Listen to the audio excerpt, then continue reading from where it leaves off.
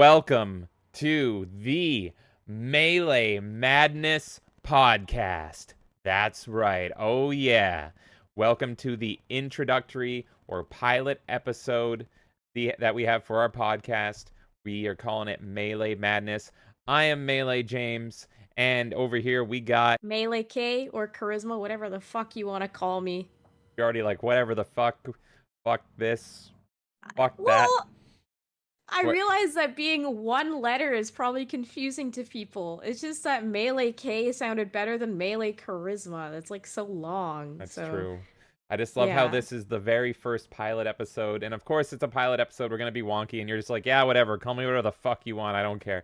And you're saying that while we get a cameo. I'm just looking from Supergirl as I Yeah, drink I was out of looking at Batman's that cocktail. too. Yeah. It was very distracting. Product You know what it reminds placement. me of? The fucking, like, toasty. That's what it reminded me of. But it Because of, like, the way reminded it came out. it reminded me of the Nerd Crew podcast from Red Letter Media. Couldn't have turned it the other way. There you go. See, now you got Batman. You go, oh, no, this is not working out. It's Supergirl. I gotta say, I love that, like, the intention of a podcast is that it can also be an audio thing only, so, like, people can just listen to this and that's it. They've missed out on some fun stuff if they're listening only. If they're well, no, because I'm a firm believer that the imagination creates the most vivid images. So now, true. when I talk about drinking out of Batman's thick blue cock, anyone watching knows exactly what that looks like. But in your brain, if you haven't seen that, imagination's the anything. limit. Imagination's the limit. It could literally be anything. So this is the Melee Madness podcast. As you can see, we already have a lot of madness going on. Exactly, it's a great name for us. What a Melee pilot. Madness. You never know what the hell's gonna happen. So we do have a lovely little format that we're going to talk about. This is something I've wanted to do for a long freaking time, and we're going to see how it goes, but I think it's going to be a lot of fun. K, or whatever the fuck you want to be called. I don't give a fuck what you call me. You don't care. All right. Batman's giant blue cock. Are you ready? I am so ready. Great. Because here's our opening segment. The plays of the week. What is plays of the week? I just want to talk about what we're playing, what games we've been playing in roughly the past week. We wanted to call this What You Playing, but that name is cursed. Frickin' cursed. So no, it's I will not. never use that. I was like, what can we fucking call it apart from plays of the week or what you playing? And then my brain's already trying to get it in there. We're calling it plays of the week. We had a few other names too, like Staff Picks was another one because it's Staff kind of like Picks. that blockbuster vibe, and I liked that. But then it implied that we liked the game, and it's like, how many games do I play that like torture me, and I just Yes. play it for the sake of that? And then the other one I was thinking was that game tried to fuck on me, but then that just fucking is games that that aren't good. So like we need a neutral name. Welcome to That Game Tried to Fuck. I really like that name. You didn't tell me that one before we started. That's a good Okay, one. well, how about this? They can vote in the comments. Which one do you prefer? Plays of the week or that game tried to fuck on me? Or should we just have both? Both That's is what good. pilot episodes are for. Yeah, You find out what works. we're figuring shit out here. We really are just talking about the games we're playing. They can try to fuck on you, or they can be staff picks. Are you fucking the games, or are they fucking you? Obviously, besides doing some co-op streams with James, which I won't necessarily count towards the games I'm currently playing, I'm playing a lot of fucking Hotline Miami right now. Like, a lot. And so I went through and beat the entire first game, I think within 4 to 5 hours, because it said I have 8 hours of playtime, unless that didn't update properly, but I'm about halfway through the second game now. So I'm really enjoying Hotline Miami. Like the first game, at first it comes across super easy, right? Like you're just going through a floor, kind of casually, whatever, and then it does this really good climb where like each level just gets progressively harder, but it's not to the point where the challenge breaks you. It's like it's just enough of a push. And so that game I was like kind of cruising through more so. And now with Hotline Miami 2, I'm fucking screaming constantly at this fucking game because you play the first few levels and like the first Hotline Miami, it's like you can just cruise through, right? Like nobody's seeing you. Like it's pretty much the AI is stupid in the first one. But in the second one, it really feels like, okay, if I even move slightly in one direction, somebody's gonna like snipe me like that. And for people that have played Hotline Miami, they know about the level on the cruise ship, which is about, I'd say, like a third of the way into the game of Hotline Miami 2. And it's like you can't even see where the enemies are, they're just shooting at you. So you have to like really carefully creep through and like figure it out through time. Like, oh, I moved here and last time I got shot, so let's try moving slightly this way. So definitely like comparing like Hotline Miami 1 to Hotline Miami 2. Hotline Miami 2 is fucking insane. It's so difficult. I love it. It's a great challenge. And I think the reason why I love it so much is because it snaps you right back into the damn game. So it doesn't kill that momentum for me. It's just like I'm in it. So, you know how I was like, let's call it that game tried to fuck on me? That's where this got inspired from. Fucking Hotline Miami 2, man. This game is killing me, but it's so good. So do you, when you first started playing, you were telling me that you loved the game and you almost liked it more than the first one. Has your opinion changed as like the difficulties progressed? Has it gotten like to the point where you're like, no, fuck this game, I regret playing it? Or are you still like, no, this is great, even though it's complete bullshit in its difficulty? The first game, for example, I could play that whole game with just like a crowbar if I wanted to, right? I wouldn't need to really switch up my weapons at all, and I could mostly beat Hotline Miami 1 besides like maybe one or two fights. But with the second Hotline Miami, they really try to push like all these different dynamics on how to play the game. So there's a lot of different characters that you play compared to the first one. And there's a lot of different weapon styles, and they force you into positions where you have to do a lot of different stuff. I still love this game, but I think also what kind of it's tough because there's some parts of the game where you just want to play the way that you play, and it doesn't let you do that as much as the first one does. That's brutal. So I like the second game a lot, and it's good that it challenges me in that way, but I'm also not a fan of games forcing you to play games the way that they want you to play it. I feel like Hotline Miami 1 works better because you can just choose your play style. And this game adds like so many different options for you, right? Like there's different characters and they all have different masks and they all have different stuff, right? So it's like and some of the mechanics get crazy. Like there's one character that like you're controlling two characters at once. That, oh my God, And it's goats on a it fucks with bridge. my brain. It's literally goats on a bridge in Hotline Miami, and it Oh, fucks with jeez. my brain so much. So yeah, I'd still really like Hotline Miami too. I just kind of wish they gave you that flexibility that one had. Right, that makes sense. I gotta say, like storyline wise, the second one is very interesting. Right, yeah, because it has that opening where they are so worried because it's so graphic. They're like, "Do you want to skip this? Because shit gets fucked up." Um, And you know, honestly, when I first saw that, I was like, well, this game's already gonna be worse because like you pick up Hotline Miami knowing that it's gonna be a graphic game. Like you don't need to tell me. It's like when you go and buy Mortal Kombat. Like, are yeah, you really expecting like it's already rated goats on a M, bridge? right? Like you don't Yeah, need to elaborate further. I don't know when that trend exactly. started. I feel like it started. I want to say that one Call of Duty where no, it wasn't no Russian, but there was there was a Call of Duty further on that like had this huge terrorist attack and you see like this mother and child get killed or something in it.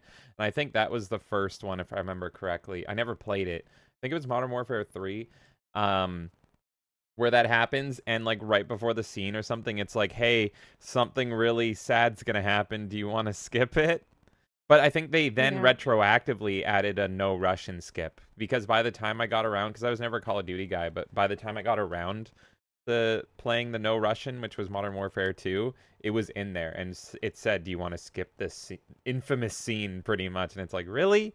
No, like give me whatever the director or rather the lead designer intended, right? That's exactly my problem. That's why I got a little turned off by this game because I was like, you've now spoiled something actually Yeah, that's gonna happen because now I know what happens. Like, why would you warn me about this if it wasn't gonna happen? So now you've already taken the steam out of that situation. hmm And like I'm for stories. Like I'm for like getting surprised by stuff. We don't have enough of that anymore. Like trailers break everything for us nowadays. I want to just jump into a game and not know what I'm expecting. So that was like that knocks off points for me, and I get that they had to do that to appease different companies by the sounds of it.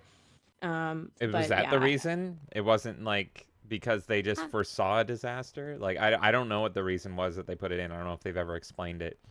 I don't know if it's ever been properly explained. The rumors I keep hearing, and I've heard it from people we know and also online, is like the whole like going on Nintendo and stuff like that. Like that was an issue. And so they got in trouble with these different companies and they had to like show some kind of warning.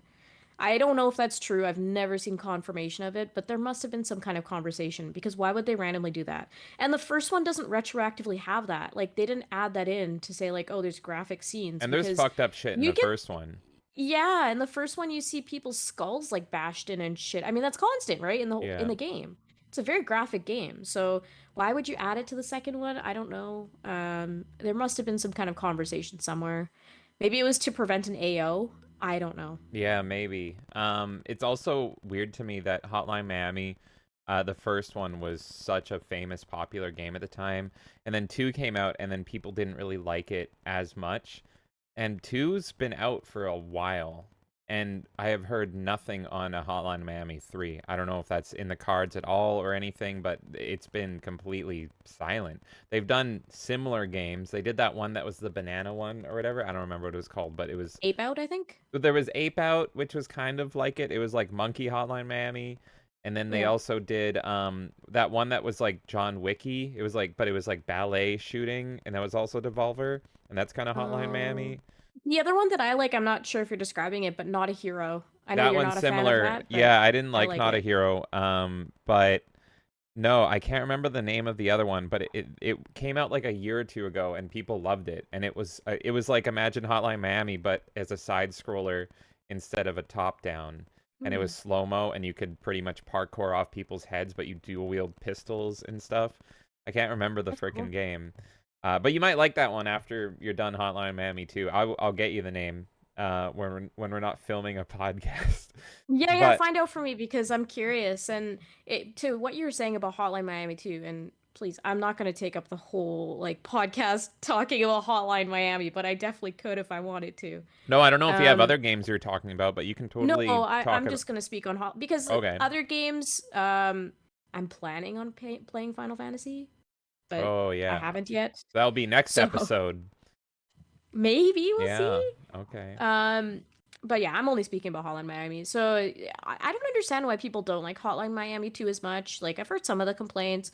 There's a few levels I've even shown you where I've had it in tablet mode because that's how I play the game. I haven't been playing it on the TV. And there's some levels that are like so dark and I'll have the brightness up at maximum and I can still barely see. In closing, Hotline Miami 2, great game. You can get both games on the Switch together, which I love. I'm putting a lot of hours into it. It's consuming all my time. But hopefully next time we talk, I'll be playing Final Fantasy and maybe Street Fighter because I've been wanting to play those games too.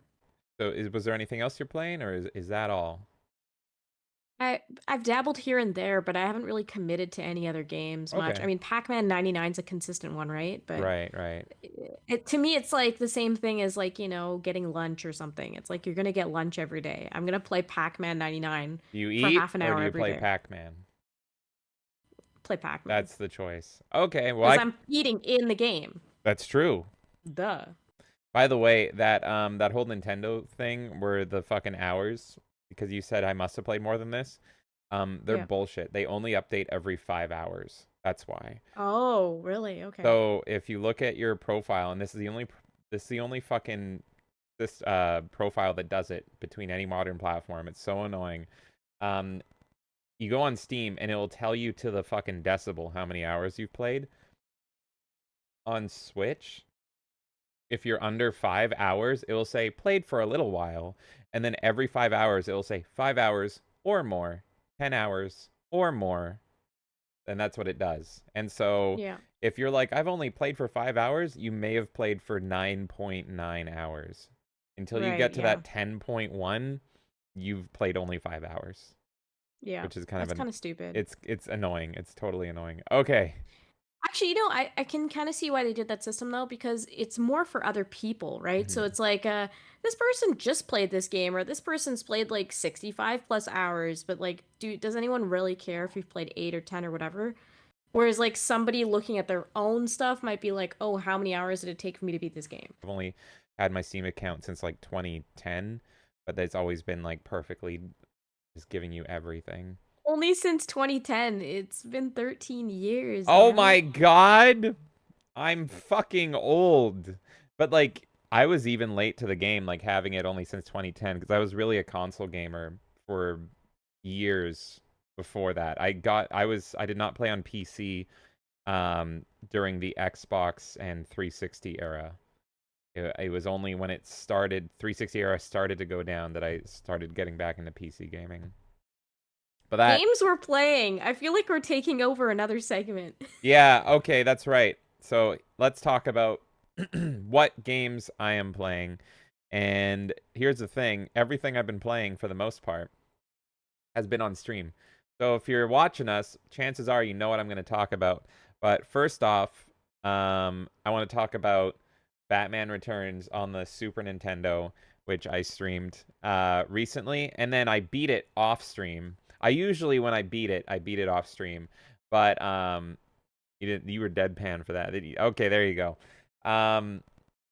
So yeah, Batman Returns on the SNES. I've always wanted to play this game, and I was really happy that I was able to stream it and kind of give a blind first impressions with you guys. I remember looking up this game, and back in the day, I was like, this game's fucking beautiful. I thought it was an arcade game. I didn't even know it was only on the Super Nintendo by Konami, because I thought it was right up there with like Turtles in Time and all that stuff. Turns out it's just a really, really fucking difficult side scroller beat 'em up on the Super Nintendo. So playing it for the first time, I started playing it because obviously the Flash, I was in a Batman mood, and I was specifically in a Michael Keaton Batman mood, and I'm like, do I play Lego Batman because that uses the Danny Elfman score? Do I replay Arkham Knight again, but I use the Michael Keaton skin? And I'm like, oh yeah, wait, here's a game that I've always wanted to play, which stars Michael Keaton Batman in the fucking movie. So we played that, and yeah, it was such a biatch. It was fucking old school hard and all this stuff, but there was something about the game, I think because it was Konami, it's made so well that even though it's like bullshit hard, it looks so fucking great. It plays great. It's just like painful. It's like if you don't have the patience to actually like get good and like struggle and lose over and over again, then it's not the game for you. But I just was I had this moment when I was playing it where I'm like, this isn't so hard to the point where it's gonna cause me to end everything. This is like a hard game where I was like, I felt it. Do you have that where you have a feeling and you're like, oh, this is a bitch, but I can Yeah. tame this bitch? You know what I mean? You might be Yeah. getting that with Hotline Miami too, where it's like, this isn't so hard to the point where it's not worth it. It's like, this is hard enough where I'm like, oh, you motherfucker, I'm gonna end you. You know And, what's interesting? I get that more with 2D games than 3D games. And I don't know, mm, like sometimes there's 3D games that like it just feels like it's so much easier to break mechanics in those games that it feels more impossible or something's working against you bug-wise. I find 2D yeah. games, I feel that like sense of accomplishment more where I'm like, I can conquer this. It's just difficult right now. Yeah, that makes sense. And you're more of a 2D person than I am. A lot of people have the mindset of, "Oh, you played this game as a kid, you must be good at it." And I'm not at all that way. I sucked at games as a kid. I didn't have the patience to get good at them. So, I'm better now at games than I ever was as a kid. There will be some games I played as a kid where I retain some of that muscle memory, but more often than not, I will replay games I played as a kid and I'm beating them for the first time. Did not beat them as a Right. kid. I just fucking used cheat codes and shit. So, no, that was the thing with Batman Returns. I was like, not only do I think I can beat this, but I think I can beat this using the like lives you get before using the Konami code. Because there is the Konami code in this to get more lives, and I'm like, I can do this with the in-game lives, which is insane. The whole game you only get 3 lives or 3 continues.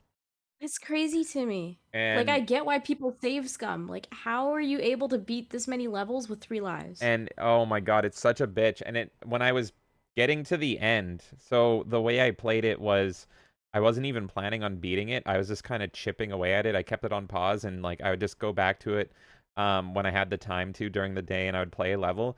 But then I knew there was 7 levels in the game and I'm like, I'm on level 6 and I still have 2 out of the 3 continues. I can do this. I can do this. And then so like, playing level 7, it had that old school feeling, which I hate this feeling, but it's like if I lose right now, it's all the way back to the beginning. But Yeah. and so it's like I'm in such a good position. I'm on level 7. I don't really know what's coming up. And if I lose this good run, gone. And that feeling I I get the enjoyment of it, but it is so nerve-wracking and stressful. So I feel like because there's a lot of people that think this game is just too hard.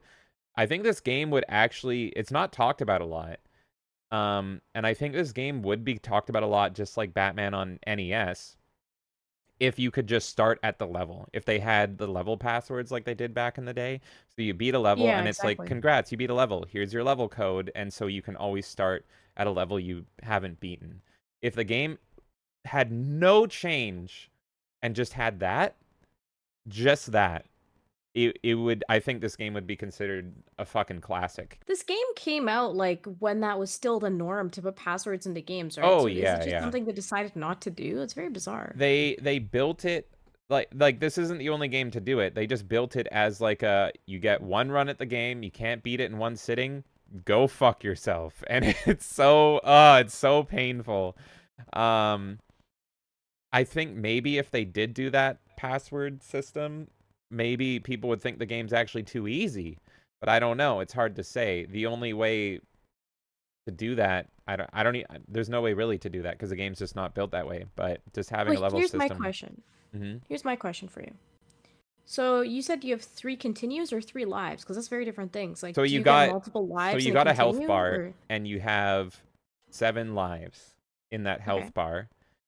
Um, but like some of those like there's bosses and enemies that will one shot your life. And so okay, gotcha. one hit, like all the enemies, especially the bosses, especially Catwoman, they can one shot your health or come very fucking close to it. They're all different. And if you fall off the level, you lose that life. So you got 7 lives, um, 3 continues. And so when your lives deplete out of that 7, that's a continue. And so it's really what you're focusing Okay. on is the 3 continues. Where am I at in the game? And how many continues do I have? 1, 2, or 3? But hypothetically, you have 21 lives, 21, right? 21 lives to beat the game. Okay. Yeah. Okay. And how does this game compare to the Sega Genesis version? Have you dabbled into that? Very little.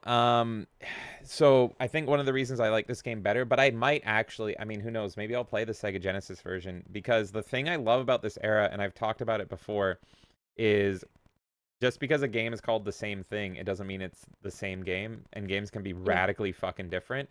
I think personally, more often than not, when you have those comparisons, you have RoboCop versus Terminator, you have Aladdin, you have I think Lion King as well. It's like all the licensed Mhm. games pretty much. So anytime you had like a licensed game, 2 teams did it. It was usually Capcom or Konami on Super Nintendo, I believe, and then it was Virgin, I think, for Genesis, if I remember. Yeah. Virgin Yep. Games.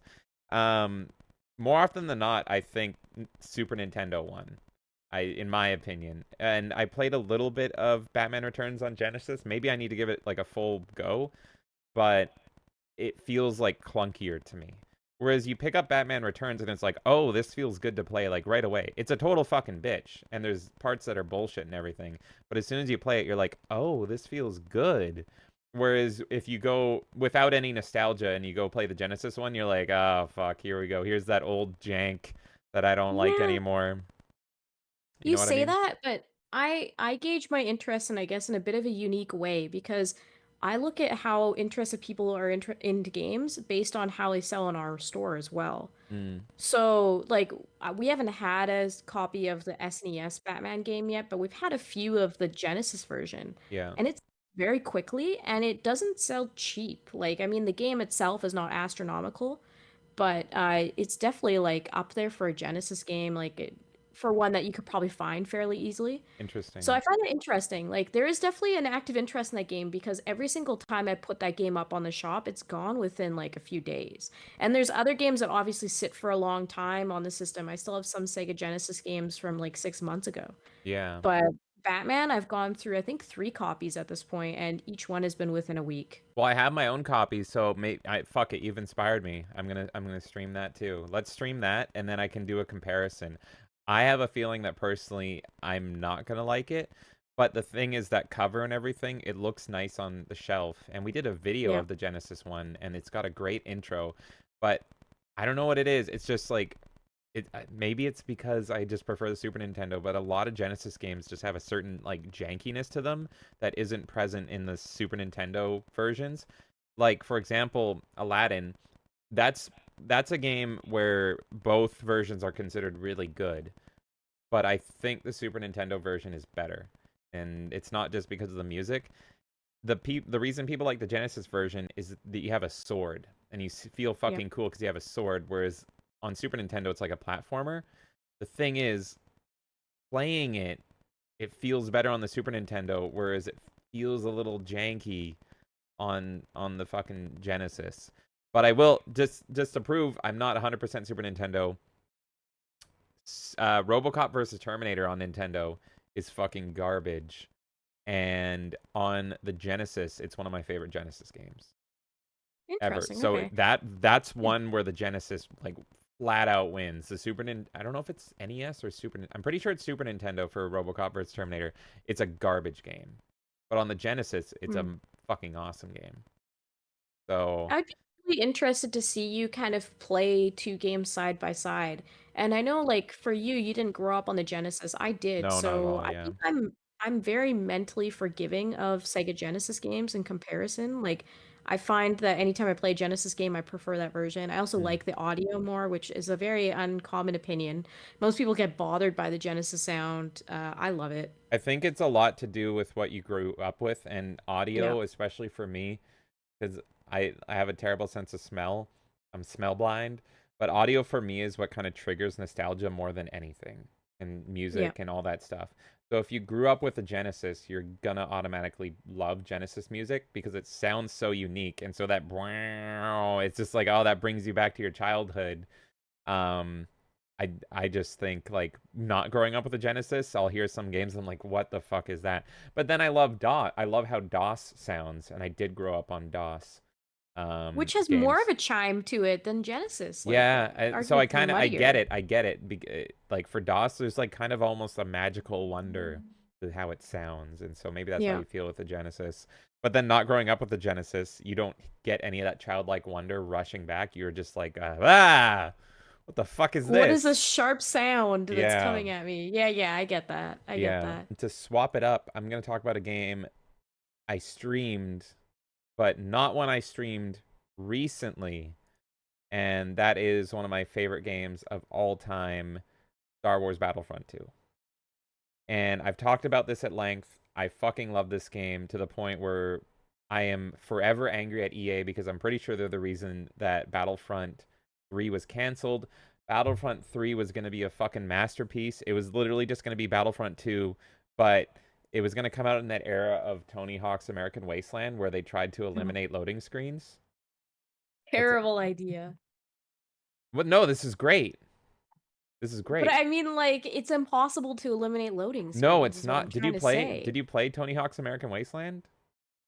I actually didn't touch that game much, but I'm saying, like, it's impossible to, because you're just masking it. You're never eliminating a Yeah, loading screen. but Like, are you saying that it's so like literally like now I'm on a completely different open tangent. world, I or need what? to show you Tony Hawk's American Wasteland because especially for being a PS2 Xbox game, the way they did it is really cool. Pretty much all the levels are connected together and it's just like a Tony Hawk game. But Hmm. then there's like subway terminals in between them or like long hallways and you can still like do tricks and there's half pipes in them and there's grinding through them and you Okay, so can, you're masking it though, yeah, because but you like can when you say to still, me that there's no load screens, I think like you're gonna completely compromise how your game runs because you can't render that much in that huge of an environment yeah, without some kind of loading screen, you which need I think is this, a terrible you idea. need to see how American Wasteland did it. It was fucking great. This is a completely different tangent, but Right. it wasn't like there's masking fucking loading screens like Assassin's Creed always did, where they put in a loading screen and then you play it. This wasn't that. It was more like a, oh, you're moving to a different level, so you just Right. go into this subway terminal and you have to skate to the other level. But then while you're there, and you can just literally turn around and go back to where you were. Like Right. it's Okay. not, it's I'm for that. there's never a now loading or anything. It doesn't chug at all. It's just that there's a long like subway tunnel in between the two levels and you're just Mhm. skating over to like the next city pretty much. And That's cool. I like that. it's pretty fucking seamless. And at the time it was mind-blowing. So anyway, Battlefront 3, which is not even the game I'm talking about either, was going to have that. But what it was going to do is, while every single time there's a ground battle taking place, there's also a sky battle taking place. And you can literally get into a Mm. ship and go up and join the sky battle. Or you can go down and land and join the land battle. Guess what? EA's Battlefront 1 and 2 never did that. In fact, in those games, you can't even fucking get in a ship and get off the ground. It's like, do you want to play a ship? And suddenly it just cuts to a cutscene and then you're just in the sky. They couldn't even handle getting off the ground and staying within the atmosphere. Battlefront 3 by Pandemic was actually going to be like, you can go from your person, get in a ship, press a button, aim, you can stay in the atmosphere and shoot at ground people, or you can go up through the atmosphere and seamlessly go into a space battle and start fighting TIE fighters and shit. Hey, you know what game tried to do that recently? Starlink. Oh yeah, and then it fucked. Okay. For those of you that watch the streams, you witnessed us play Starlink on roulette, and well, let's just say we tried to reach the sky, and Ubisoft was like, "You must update your game before you can go into sky." We're Fucking like, what the fuck? insanity. But that's what that reminded me of, because it was totally trying to do that, like seamless, like you just press a button and you go into hyperspace And and Battlefront shit. 3 was going to do that. And there's footage of it you can look up of it doing it. And it's seamless. It's fucking seamless. It's just you go into the sky and it turns white for a bit, but you're breaking the atmosphere and clouds and all that stuff. And suddenly it's like, oh shit, space battle. Or you could go the other way. And it was so fucking beautiful and they took it from us. But I have a anyway, question for you related to this, actually. okay. I was Yeah, supposed to just talk it's about a small. Battlefront 2, but that's Look, fine. it's a pilot episode. We Fuck it. can drift off a little, talk, All whatever. right. But my question for you is, why is it so important to you that you can switch back and forth? Because you said the EA ones still allow you to do like space combat and ground combat. No, is that what you're saying? No. No. Okay. Like, So, why do you need it? Why do you need it seamlessly? it Because like I feels can just play so Squadrons and I can just play Battlefront it is and so immersive and cool and all-encompassing, and it just feels better playing Battlefront 2, the original in 2004, versus Battlefront 2 by EA, because this is the difference. You're literally a unit, like on the ground, and you're taking points, capturing points, and all that stuff. In that game, it's just logical. Let's say you're a rebel against the Empire. You can literally be like, I want to get into an X-Wing. You literally go walk up to an X-Wing and you physically get in it and you launch and you take off and then you're shooting. In right. EA's Battlefront 2, you earn token points, and then every time you die, it's like, what unit do you want to spawn as? And then you can spawn as an X-Wing. And then it just shows a cutscene of an X-Wing coming in, and suddenly you're in an X-Wing. And then if you die, it's like, do you want to play as an X-Wing again? Well, you need enough token points to do it, or so you have to like Okay, yeah, grind. that's annoying. That's fucking annoying. Like, just give it. I In thought when we Battlefront were just 2 in 2004, you literally just see an X-Wing and you get into it. There's no feeling right. like you don't feel like you're playing, like you're living in a Star Wars world by being like, I'm cashing in my token points and I'm playing as an X-Wing now, versus like I want to get an X-wing. I have to go find an X-wing. There's an X-wing. I'm physically getting into it, and I'm physically pressing the launch button to get off. What I thought you were describing was like there's some levels where you can do space, and then there's some where you're on the ground. But the fact that they've added this token system in order to enjoy that part of the game No. is bullshit because that's just a pay to win kind of scenario, right? Oh yeah, and I've Because played a that's lot of it, different but completely. it's still a mess. It's sometimes fun, but it's only after like years of updates, and then they abandoned it. Right. So the only major difference between Battlefront 2 and Battlefront 3 was we have space battles, we have land battles. What if we put them together so every time there's a space battle, there's a land battle going on? So instead of having space Hoth and Hoth, you just have Hoth. But Yeah, I like that. where you start is, do you start in the Imperial Star Destroyer that's floating above Hoth, or are you starting as a rebel, but then you can get up and go and fight that Imperial Star Destroyer? Right. Whereas in Battlefront 2, the original, you would have to play different levels. There would be different units counting down and all that stuff. It was going to be fucking amazing. So anyway, I'm still... You played Battlefront 2? Yeah, you started me on a tangent. Okay, I love this game. It's probably... It might be my #1 junk food game, and I mean that in the way of, like, I can literally pop in Battlefront 2. I've been playing the game since 2004 and just have a good time. I can just be like, boop, let's go Galactic Conquest and play this game. And by the way, that's the main reasons I love this game, is the Galactic Conquest mode makes this fucking game. And the fact that EA didn't try to copy that. And the fact that I've never played a game that feels like Galactic Conquest since. Here's the kicker, though. The reason I'm talking about this is because I never beat the campaign. So, love this game to death. The game is built around like how the battles work and everything, like how the standard matches work. The campaign is very tacked on, and it's super cheap, and it's super bullshit.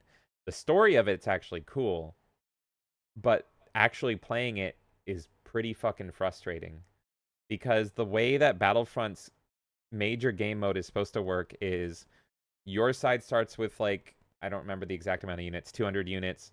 Enemy side starts with 200 units. Everyone's fighting in a battlefront, if you will.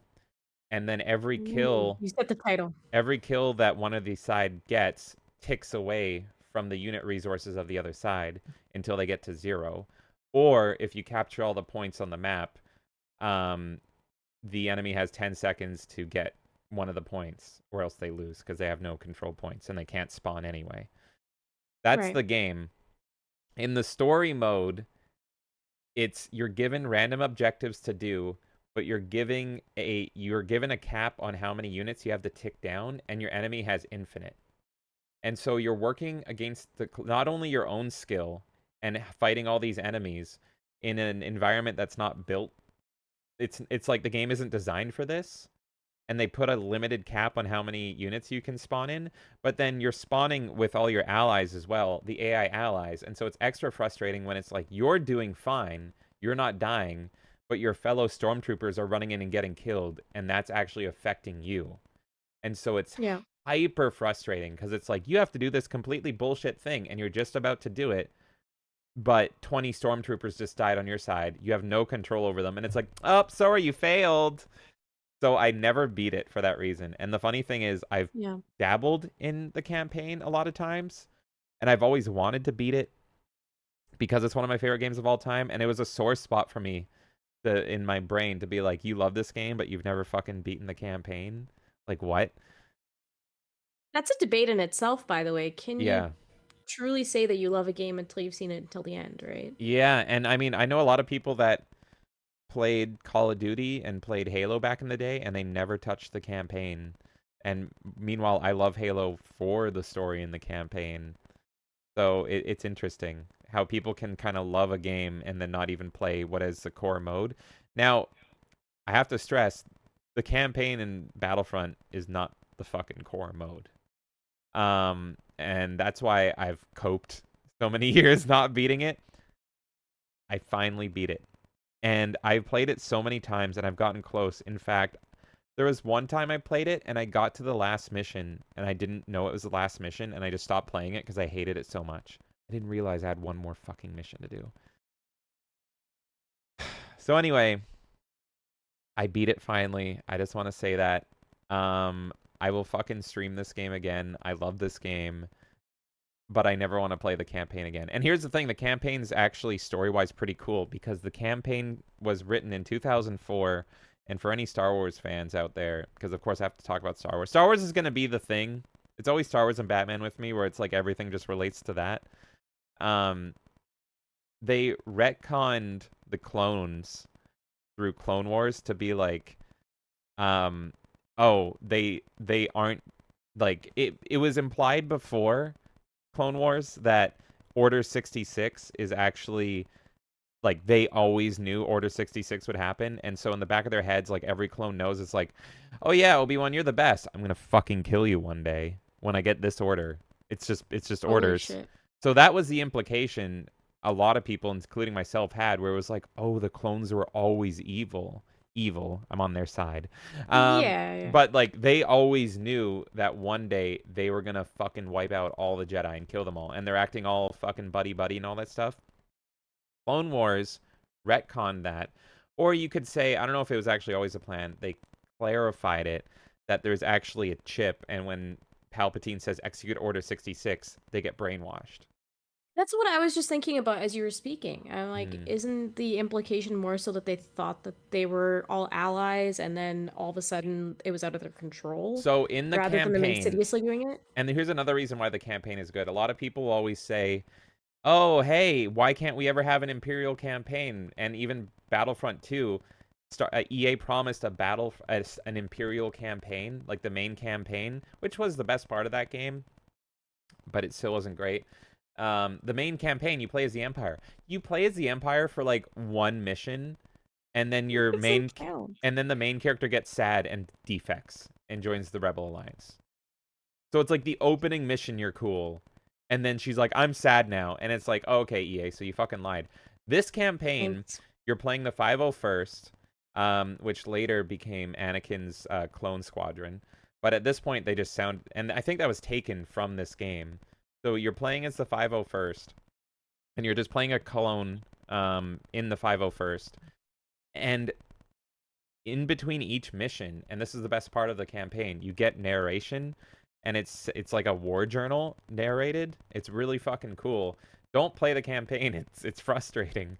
But just watch all the cutscenes. And I think it's actually voiced by, what's his name, Tamura Morrison or whatever, the guy that plays Jango Fett and plays every clone now.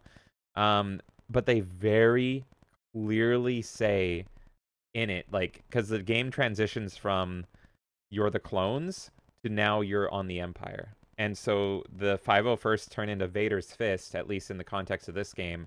And so they don't actually, back then, they don't wipe out all the clones. A lot of the clones go and become stormtroopers. It was originally, before, like, retcons and shit, it was originally, like, stormtroopers were a mix of clones that were left over, plus anyone could sign up to be a stormtrooper. And that's why stormtroopers overall are not as good, is because it's like, Right. oh, you want a government job that pays you a lot? Be a stormtrooper. And it's like, oh, you've never fired a gun, but fuck it. We need, the Empire has always been numbers. Like, TIE fighters aren't built as well as X-Wings, but they're built in mass. And so it's just like, Yeah. it's like fucking the TIE fighter is like a cockpit of death. Like, you can get one shot in it. Cockpit of death. Cockpit of death. And stormtroopers are the same thing. You get a high-paying job, all you have to do is be a stormtrooper. You never fired a gun, doesn't matter. So, anyway, I can't talk about Star Wars. This is probably the last game I'll talk about. So anyway, in this campaign, they very clearly lay out that, like, in the war journal, that it's like, oh, we served with Aayla Secura, and sadly we all knew that the time was coming when we would have to put her down and all this stuff. And it's like, oh shit. Like a dog. Yeah. Well, I'm paraphrasing here, but like in the war journals, they're talking, and it's a really dark campaign, and it's really fucking cool as an Empire fan, because the clones are talking in a way of like, yeah, we're doing what we have to do, and when the time comes, we're going to kill all these people. And it's Right. so fucking cool, and I like it so much more than Brainwash and all this stuff. Um, so yeah, and then you literally play Order 66 and you kill a bunch of Jedi. And the way they explain in the game, like you actually have to go to Kamino. And this is a way cooler explanation. One of the missions is you go to Kamino to stop a clone uprising because there's a bunch of clones that are like, we don't agree with this. We don't agree with the Empire. We want the Republic back. I didn't want to kill all my friends that were Jedi. And as the 501st, now Vader's Fist, you're like, now I have to kill my brothers, and none of us are happy about this. And this is really dark and sad, but I have to do what I have to do. And they're betraying the Empire that I work for, and they may even have valid points, but now we have to kill them all. And it's like, this is way more amazing and like deep in this fucking shitty campaign than anything Disney has done or anything Star It's Wars has done. interesting. It's interesting to me because it kind of falls more in line with the general like storytelling in 1 through 6, Yeah. right? Like I don't think the brainwashing I think the brainwashing is very interesting too, but it doesn't quite fit the storytelling that's already kind of happened, where it's Yeah. very like insidious, like everything's intentional in Star Wars, right? And so Yeah. like you could say that the brainwashing is intentional, but it's way more interesting to say that each of them had their own autonomy and decision in it, and they are all on the same page secretly. And when you're, breaking bread, so to speak, with each other, they know in the back of their head that it's like, we're just playing nice. Yeah. That's it. That's a And lot more interesting. you haven't seen Clone Wars, but of course Clone Wars fully explains like literally bit by bit the whole brainwashing Order 66 thing. And I will Yeah. say it's done well. It's good.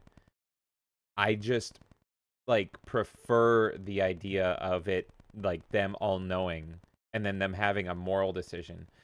But you can also argue, well, it makes more sense. Palpatine doesn't want to he wants a failsafe. So he's going to brainwash these people. So it kind of makes Right. sense. And it is cool because I won't spoil it, but in Clone Wars they do it right. They do it as good as they can. But Yeah. this game, I can't think of a better example of what showed why the betrayal is kind of cooler. And it's literally just done through the cinematics and in between each mission. My final game, Twisted Metal 4. There you go. The Twisted Metal 4. Okay. Because yeah, then we're gonna have just the podcast is gonna be 7 hours. And I could keep talking about that, but that is my thoughts on Battlefront 2's campaign, and also why I hate EA and why I miss other things. Get ready for another segment called What the Fuck is Going On in Gaming? Okay. Can So we just say, first of all, we were just like chatting casually, and it's like, what do we call this segment? And I was like, I don't know, what the fuck is going on? So this is our gaming news segment where we're talking about gaming news, pretty much recent gaming news that kind of piques our interest or we care about. Kay doesn't know the stories I'm talking about, and I might actually have to cut some of these because I think the opening one is going to take up all of our talking time. But I do have 3 stories, but we'll see how long we run on the first one. It is the most important one by far.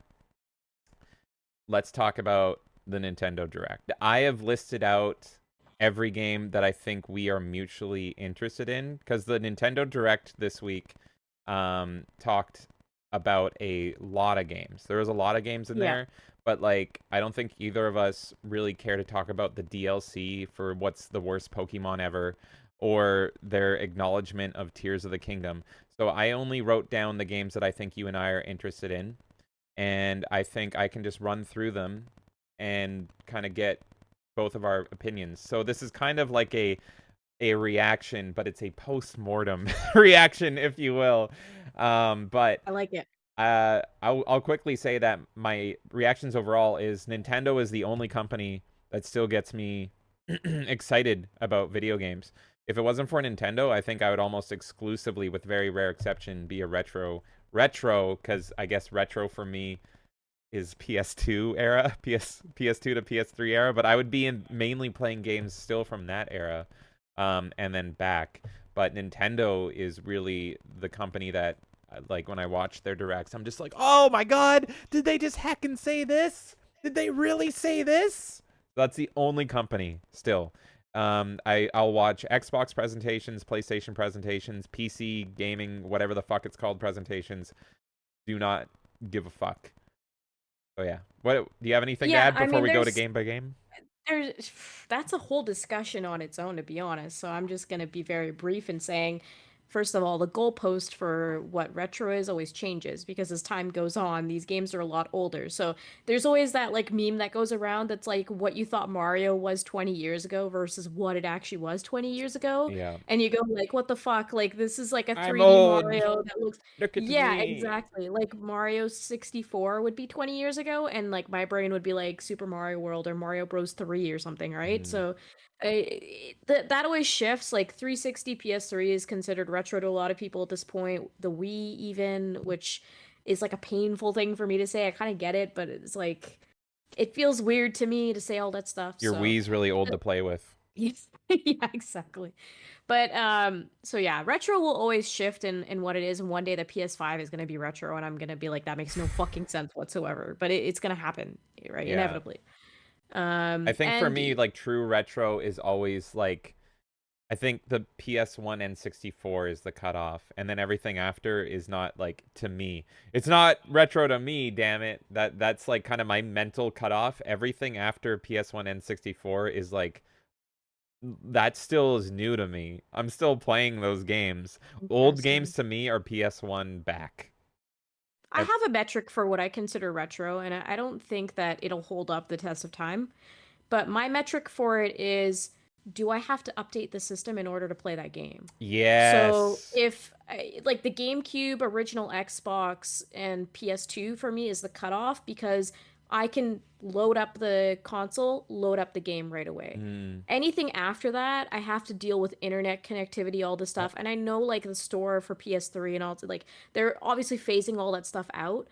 But to me, it's still like, is there a chance to update the system? It doesn't feel retro to me because that's the shift in culture going from day one patches, all this kind of stuff, which I speak passionately on how much I fucking hate all that shit. Yeah. But to me, that's the cutoff. Can I just go and plug in the system and play the game? That's retro. And I have a quick story about that. I didn't know when the PS3 servers are shutting down, and I own about 7 games on there that are actual retro games, like just PS Classic games, like Gex and Tomba and all that stuff. And I'm like, oh shit, I should download all these. Only like 7 games total. It took me like all fucking day to download. So yeah, that is not retro gaming. I literally just Yeah. had download like Gex and Tomba and Twisted Metal Black and I can't remember what Spyro 1. It was just like that will be 7 hours and it's like, yeah, this is the first system where downloading was a thing and it is slow as fuck.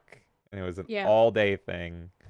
Ugh. But if you think about this, like my metric's not going to age well because like Rock Band is considered maybe retro to some people, Jesus. I still remember right? getting But it Rock Band is if you and think loving about it. it, right? Yeah. So like like and I would say that's an okay answer to give for some people because yeah, like literally that is 360 era. Like Yeah. and Jeez. PS2, wasn't there like a Rock Band or a Guitar Hero on the PS2 even? Yeah, there was a few. Yeah. So that's retro, like by definition. But yeah. So, anyways, on the retro thing, that's usually my cutoff. It's not going to age well, but that's how I gauge it currently. Mm-hmm. And then speaking on like getting excited about certain directs and stuff like that. Again, this all relates to the internet culture to me. As time has gone on and people have realized there's a lot of money involved in this kind of stuff, and you can like kind of milk it for what it is. It's completely died for me the excitement for any sort of like PlayStation conferences, anything, Xbox, because two things have happened. One, there's just hype around everything constantly. And so they're not chasing like a we're going to give you a good product. They're chasing a what will get the most reactions on Twitter and YouTube and all this kind of stuff. Right. And so you don't have your heart in the right place by doing that. You're just chasing internet hype. So maybe there's a game you're going to release that would be fucking amazing that no one will expect to be amazing, but you're not focused on that because you're like, oh, we got to use that IP that everyone knows, and Yeah. how Yeah. we're gonna put a teaser that everyone's like, oh my god, because they want to like take that organic experience that they used to have and now manufacture it because they have seen that the reaction happens. But So talking that's about one the thing. direct, that's why I get excited for the directs, is they will throw in games that no one cares about except me out of nowhere. Like we've had a direct where suddenly I'm like, am I seeing Jedi Knight Jedi Academy in a Nintendo Direct, which was like a few directs ago, and I was like, Yeah. are you kidding me? And it was just a fucking port. But it was just like that game is so important to me, and suddenly I'm just seeing it acknowledged and come up is like, oh, oh, my heart. And this direct did have some of that for me. But So that's the other side of it. Okay, so the one is like the, artificial hype, like using the internet to kind of build up your products, not really building your products for the sake of bringing us something good. The other side of it is the exclusivity issue, right? And so as time has gone on, there's no exclusives really. And so the reason why, I personally feel excitement, I'll speak for myself, with Nintendo is because there still are exclusives with Nintendo, right? If I'm watching a PlayStation thing or Xbox or whatever it is, chances are I'm going to see a lot of crossover, right? And yep. even that was said when they did the PlayStation one, I don't know what they call it, like State of Play or something. Yeah, But yeah. they did that, and then Microsoft's response was, "Here's all the games that we're also getting," And it was because almost they all could of them. literally just piggyback off of that conference, and they're like, "Yeah, we have the same shit anyways." You know what was funny So about that that's the for big me deal. specifically was everyone was pointing out, it's like, you don't have Spider-Man though. I don't fucking care about Spider-Man 2. It looks like shit to me. But the only other game that Xbox doesn't have, they didn't mention and nobody cared about it, and that's Helldivers 2. That was the best Oh looking yeah, that'll game. be good. To me, That'll be good. Helldivers 2 was the best looking game of the entire State of Play. Yep. Nobody cared. Yep. Xbox didn't mention it. They're not getting it. It's a Yep. PlayStation and PC only game. So it's like it's still not an Yep. exclusive. It's going to be on Steam. So But yeah, anyway. anyways, exclusivity is a problem, right? Because you used to have, like, even going back to our one of our games that we like, Soul Calibur 2, right? Every system had an exclusive character. That was Yes. interesting, right? Yeah, you didn't have exclusive game, but everyone had exclusive character. Or you had games back then that you'd only play on one system or the other. Nowadays, even with Sony games, it's like, oh, now that's on Steam. Yeah. And So like, what is your exclusive? so the Like, reason that that's why no one's hyped about this the shit reason anymore. Sony did that was actually because of the GPU shortage. And so they Yep. had to put all their exclusives on Steam because they weren't able to sell like PS5 enough and they were just bleeding money because of the GPU Mhm. shortage. So they just desperately dumped everything on Steam now, and now that's the expectation, and now Sony has one game and that's it. Yep. So, Exactly. yeah. So, anyways, Nintendo. That's why I think the Nintendo Direct is great, is because you have that exclusivity. You have that feeling that Nintendo actually gives a shit about what Yeah. they're doing.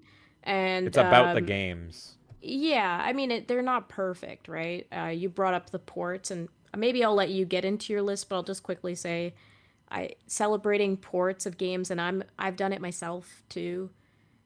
It's kind of a cop out. Like it shouldn't be something we're always celebrating either. Like, oh yeah, you ported, because Nintendo should be able to keep up with those games day one. Hmm. And they are behind in their hardware, and they're more creative, but they're behind in their hardware, right? So it's one of those things that I celebrate, but I also go like, should I really be rewarding them for bringing a game like this many years later just because they couldn't handle it before?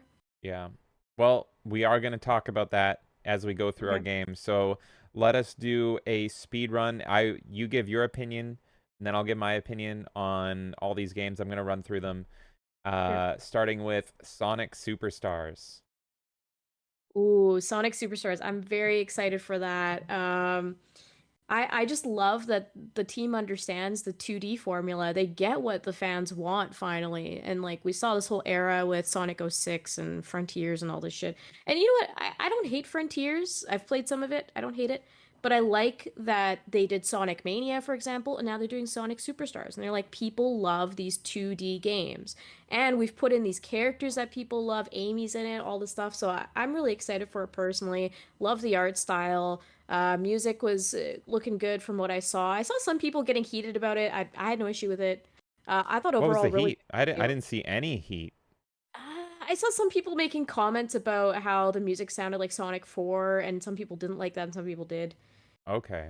I'm indifferent to it. I don't really give a shit. I'm more of a Sonic 2 player, and I played some of the 3D Sonics and stuff like that. But yeah, it didn't really bother me. But there was a lot of like back and forth that I saw that. But overall, very excited. Very interested to see like how all the co-op and stuff works. Definitely something we're gonna have to play together. Oh yeah, I'm super down. I bought you Sonic Frontiers, I think for Valentine's Day, and you played Yeah, it you for did. five minutes. You played it for No, five I played it minutes. longer. My So heart broke like Ralph's in Simpsons. no, I actually do really like Sonic Frontiers. It's a weird feeling because it's kind of like a Breath of the Wild for Sonic games. Hmm. So I do like it. But I'm a 2D person at heart, right? So Right. Sonic Superstars is going to be a day one for me, no Yeah. question. Whereas Sonic Frontiers, I was like, oh, I'll get it when I get it and I'll play it. And I will play through it eventually. But it's my Breath of the Wild, right? Like you spend how long playing through Breath of the Wild? That's going to be me. I'm going to A visit that miserable periodically. And 120 hours. exactly, that's going to be me with Frontiers.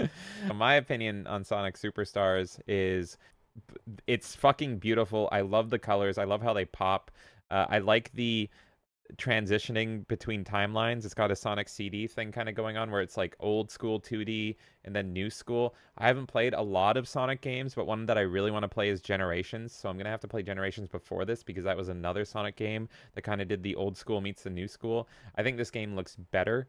But I want to, that comes to my final point on Sonic Superstars is this game looks really fucking good. I don't think I've earned this. I don't think I've earned a good Sonic game like of this caliber. Sonic is known for being trash. That Sonic games are fucking trash more often than not.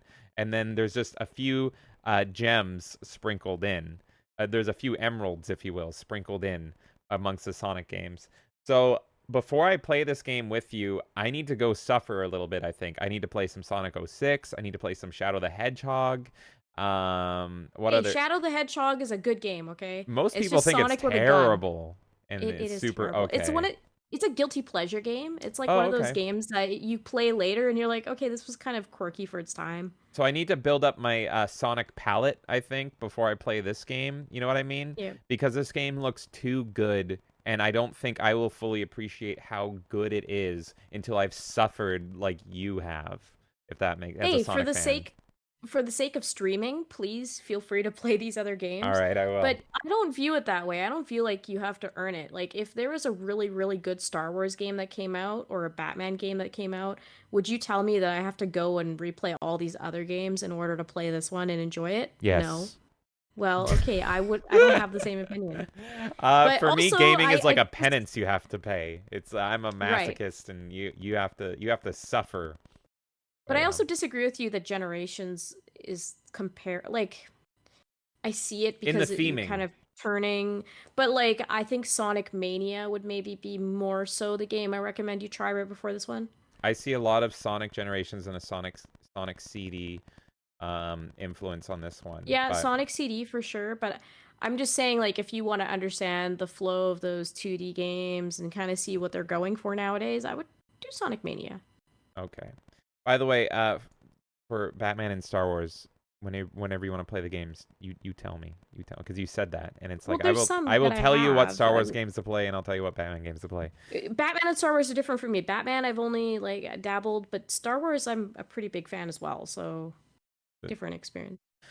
Exactly. Detective Pikachu 2. I didn't get a lot out of the trailer, to be honest with you. I also didn't play the first Detective Pikachu. I saw the movie.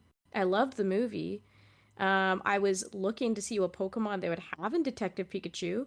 I didn't see my boy Snubble there, so I was a little No, triggered by that. shameful. I didn't see him in the trailer at all, and he was the best part of the movie. So, but I mean, I'm sure it's gonna be fine. Like the only reason I haven't played the first one is because it was 3DS, Yep. and it was kind of at the time of 3DS where I was over it. Like I wasn't really into the 3DS anymore, so I just never touched it. So I mean, I'll play this one.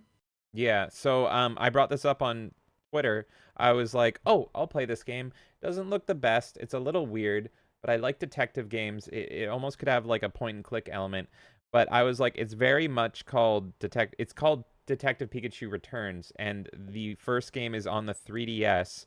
And I tweeted, and I was like, I really hope I don't have to play the first one for this one." Because I never played it. It was an obscure 3DS title, and it's hard to find, as Yeah. far as I know. And I immediately got a response from someone that was a fan, and it was like, "Yeah, this is weird. You definitely are gonna have to play the first one to get the story of this one, and it's a shame that it's not on the Switch." And I was like, "This would make the pre-order bonus that you get a port of Detective Pikachu 1, and I will pre-order it. Literally, if Yeah. Nintendo just says we're dumping this game as a pre-order bonus, I would pre-order it. They would get my fucking pre-order money. But Yeah. now that I've had confirmation from multiple people that it's like, no, this is very much a continuation of the plot, and all of them were like, it is dumb that the first one is only on the 3DS and obscure. It's kind of killed my interest because now I'm like, do I really want to Yeah. fucking bust out my 3DS, find this obscure game just so I understand this?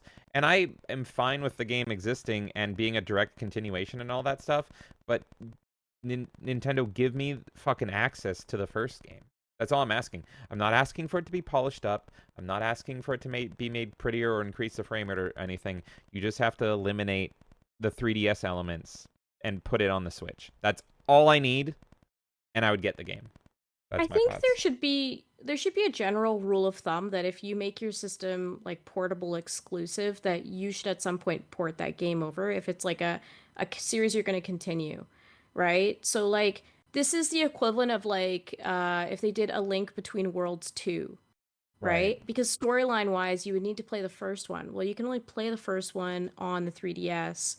So to me, this is the same thing. Like, and Detective Pikachu in particular is a story heavy game, whereas like other Pokemon games are more about, collecting Pokemon, all this stuff, doing battles. Mm-hmm. This is more story driven. So I think that it's going to hurt the sales a lot of this game by them not having some way of doing that. And also, if you knew that you were planning a game like this, like just the fact that the online shop for the 3DS is gone, it's scarce, it's hard to find this game. Like Yeah.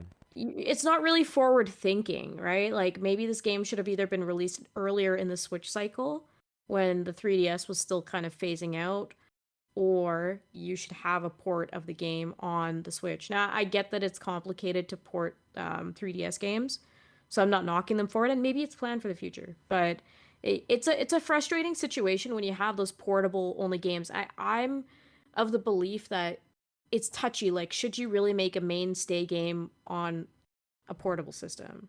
Yeah. Because Sony has this problem too, like Vita games as well.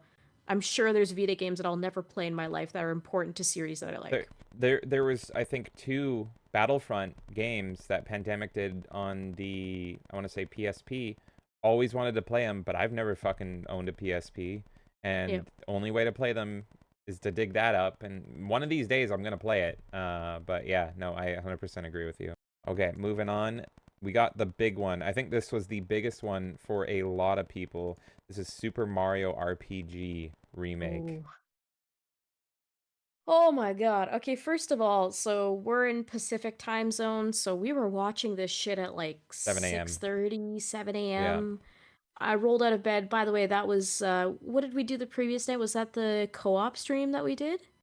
Yeah, we did like 8 hours of We slept for streaming. about 3 hours. We didn't sleep much at all, Yeah. okay? And I know this is not related to the game, but I just want to say, like, I was so groggy and out of it. I turned the TV on to be like, okay, I need to watch this shit, whatever. I want to keep up with it. And I'm looking and I'm like, holy shit, that's Super Mario RPG. And it literally got me out of bed. And like, I haven't had that with many games in the last, I would say, six, Nothing gets you seven out of bed. years. I like to sleep a lot. But like, the point is that like, not many games will actually make me go, whoa, like I didn't expect that. And I know there were some rumors and shit going on online, but there's always a catalog of games that people say, oh, they're definitely going to do this, and they don't. And I Especially with always thought, Nintendo. exactly. Like there's always, I mean, Wind Waker is my favorite Zelda, and there's always that like they're gonna put Wind Waker on the Switch. They're going to look. This is what the cover art would That look was a like. prediction This this is what the time. custom Switch exactly. So there's always games like that, and in the back of your head, you're like, oh, I would be so happy, but you're never like, it's gonna happen. Super Mario RPG was one of them where I'm like, there's no fucking way they forgot about this because the complication with this is like the Square Enix and Nintendo kind of crossover. So in Super Mario RPG, like you can find like Final Fantasy bosses and stuff like that. I was like, Right. there's no way. This is one of those games that was created at a time where things were more relaxed and you could like, hang out with different studios and it wasn't a big deal. Nowadays, there's so much licensing involved. It's kind of like when you speak about horror films, which I don't want to move the tangent, but there's certain like series, right, where you're like, you can I'm never have going this silent. crossover because this character, whatever, right? Yeah. So that's how I viewed this game. I was like, there's no fucking way this game's ever coming back, Yeah. ever. Unless it's virtual console, which like whatever, right? But I was stunned. It looks beautiful. I'm playing this fucking day one. I don't care if I have to stay up all night to line up somewhere to buy it. I don't give a shit. I'm buying this game, and I'm playing it like the second I can. Are you gonna go Um, physical? Because it sounds like yeah, you want physical for it. yeah. I'm a physical collector over digital, but I'm not gonna go into that tangent now. But yeah, I like physical games more so. So I'm super stoked. The thing I'm a little weirded out by the art style a little bit. Like it looks really nice, but the art back then, like the way that they made Mario look and stuff like that, like he just looks awkward. Like we've grown to see a different style of Mario and a different style of all these characters as the series has evolved over time with just Mario games in general. So it feels very weird to revisit like a new game, like a remaster of some sort, and see that like up-resed, but like the characters look like they did way back then. It's weirding me out a little bit. So overall, I'm super excited. Looks pretty. Mario looks weird to me, but definitely day one. And if I buy anything from this direct, it's that. 100%. I think that's fucking awesome that they're bringing back this game because that's a game that's like lost for a lot of people. It's something people never experienced, and it's gonna bring a whole new audience in. So I'm happy about it. A new audience like me. I have always wanted to play this game. I am not a big turn-based RPG person at all, but I've always wanted to play this game. This game I've always thought looks super charming and super fun, and I love the vibe and the atmosphere. Even if I don't end up liking the gameplay, I think it's going to be an Earthbound scenario for me where I don't necessarily like the gameplay, but the game, every other aspect of the game outshines it. I will say I kind of disagree with you. I love the way Mario looks. I love the way everything in this game looks. I am so happy that they kind of tried to keep the original art style or keep a stylized Mario instead of just sticking in like the new Super Mario Brothers look, and it just kind of doesn't pop at all. Like as soon as I saw Mario and I saw Peach and how she looks and they all kind of look cutesy, little smudged and smushed and all that stuff, I'm like, "Oh my God, Nintendo is not afraid to still take little risks here and there and have some artistic integrity." Because they could have easily been like, okay, we're remaking this game, but all the character models have to be updated to their like basic standard and they all just look like you expect them to look. That's actually my favorite part, is the fact that the stylization of the whole game is what's interesting me the most. Because if the game looked um more cookie cutter and more boilerplate Mario, I would have been like, this is cool, but I feel like I want to play the original version first. Yeah. Seeing this, never playing the original version, I'm like, oh, I'm good. I have faith. And I've seen people do side by side comparisons, and it like looks gorgeous. I hate when companies, Blizzard, does remakes and they look like fucking shit in comparison, and then it's like I just want to go back and play the original. You had an opportunity, you made it worse. And that happens more often than not with Yeah. remakes. So the fact that I'm looking at this and I'm like, wow, I don't care to play the original. I want to play this version. Um, that is not common for me. That is super, super, super rare. So I'm very excited actually to play it, and we're gonna be wrestling over the game cartridge, over who gets to play it Definitely. first. Because Definitely. yeah, my first. You love this game. You've played it before. I've Yep. never played it, but I've always wanted to. So I think both of us are gonna have very interesting takes on it. And yeah, day one, I think for both of us, or we're buying I one see what you cartridge. mean with I see what you mean with the art style. I think it's a lose-lose situation for them trying to appease me because I'm so used to how it used to look. And Hmm. there's a certain pixelation look that used to exist that doesn't exist anymore. And so to me it's like they tried to like kind of modernize it by like making the colors pop and all of this kind of stuff, but then the character models still look like that old style. So I just don't think it's something that would have appeased me, but it's not going to stop me from playing the game. Interesting. Okay. I don't think they could have upgraded the models, and I probably still would have had a problem with how it looked. It's definitely a situation of like I wouldn't have been pleased with it visually regardless. Okay. But I'm And happy, and I'm yeah. happy that like people are getting to play the game. Yeah, I think it looks fucking gorgeous. And I on our Twitter, I have I quote tweeted a person that took a side by side comparison from the trailer and the exact spots from the original game, and it's breathtaking in my opinion. I tweeted that guy and I told him like this more than the trailer itself sold me. The fact that it's so Yeah. one to one, but then in a new style as well is amazing. Okay, moving on, we have the untitled Princess Peach game. I don't have much of an opinion on this because I didn't see much of it actually. So this It is was going to be very more short. you. I think I missed it or something, but I saw that there's going to be a new Peach game. I'm excited. Like that's really where I'm at. Yeah, they literally just said new Princess Peach game. Here's 5 seconds of it, untitled Okay. next Okay, year. so it was just that like short like there's going to be a thing cuz I thought there was more to it and I missed It something, was but it almost sounds like I weird that didn't. they announced it because they don't even have a name and no Right. gameplay. They just announced, "Hey, we're making a game starring Princess Peach. Here's 5 seconds."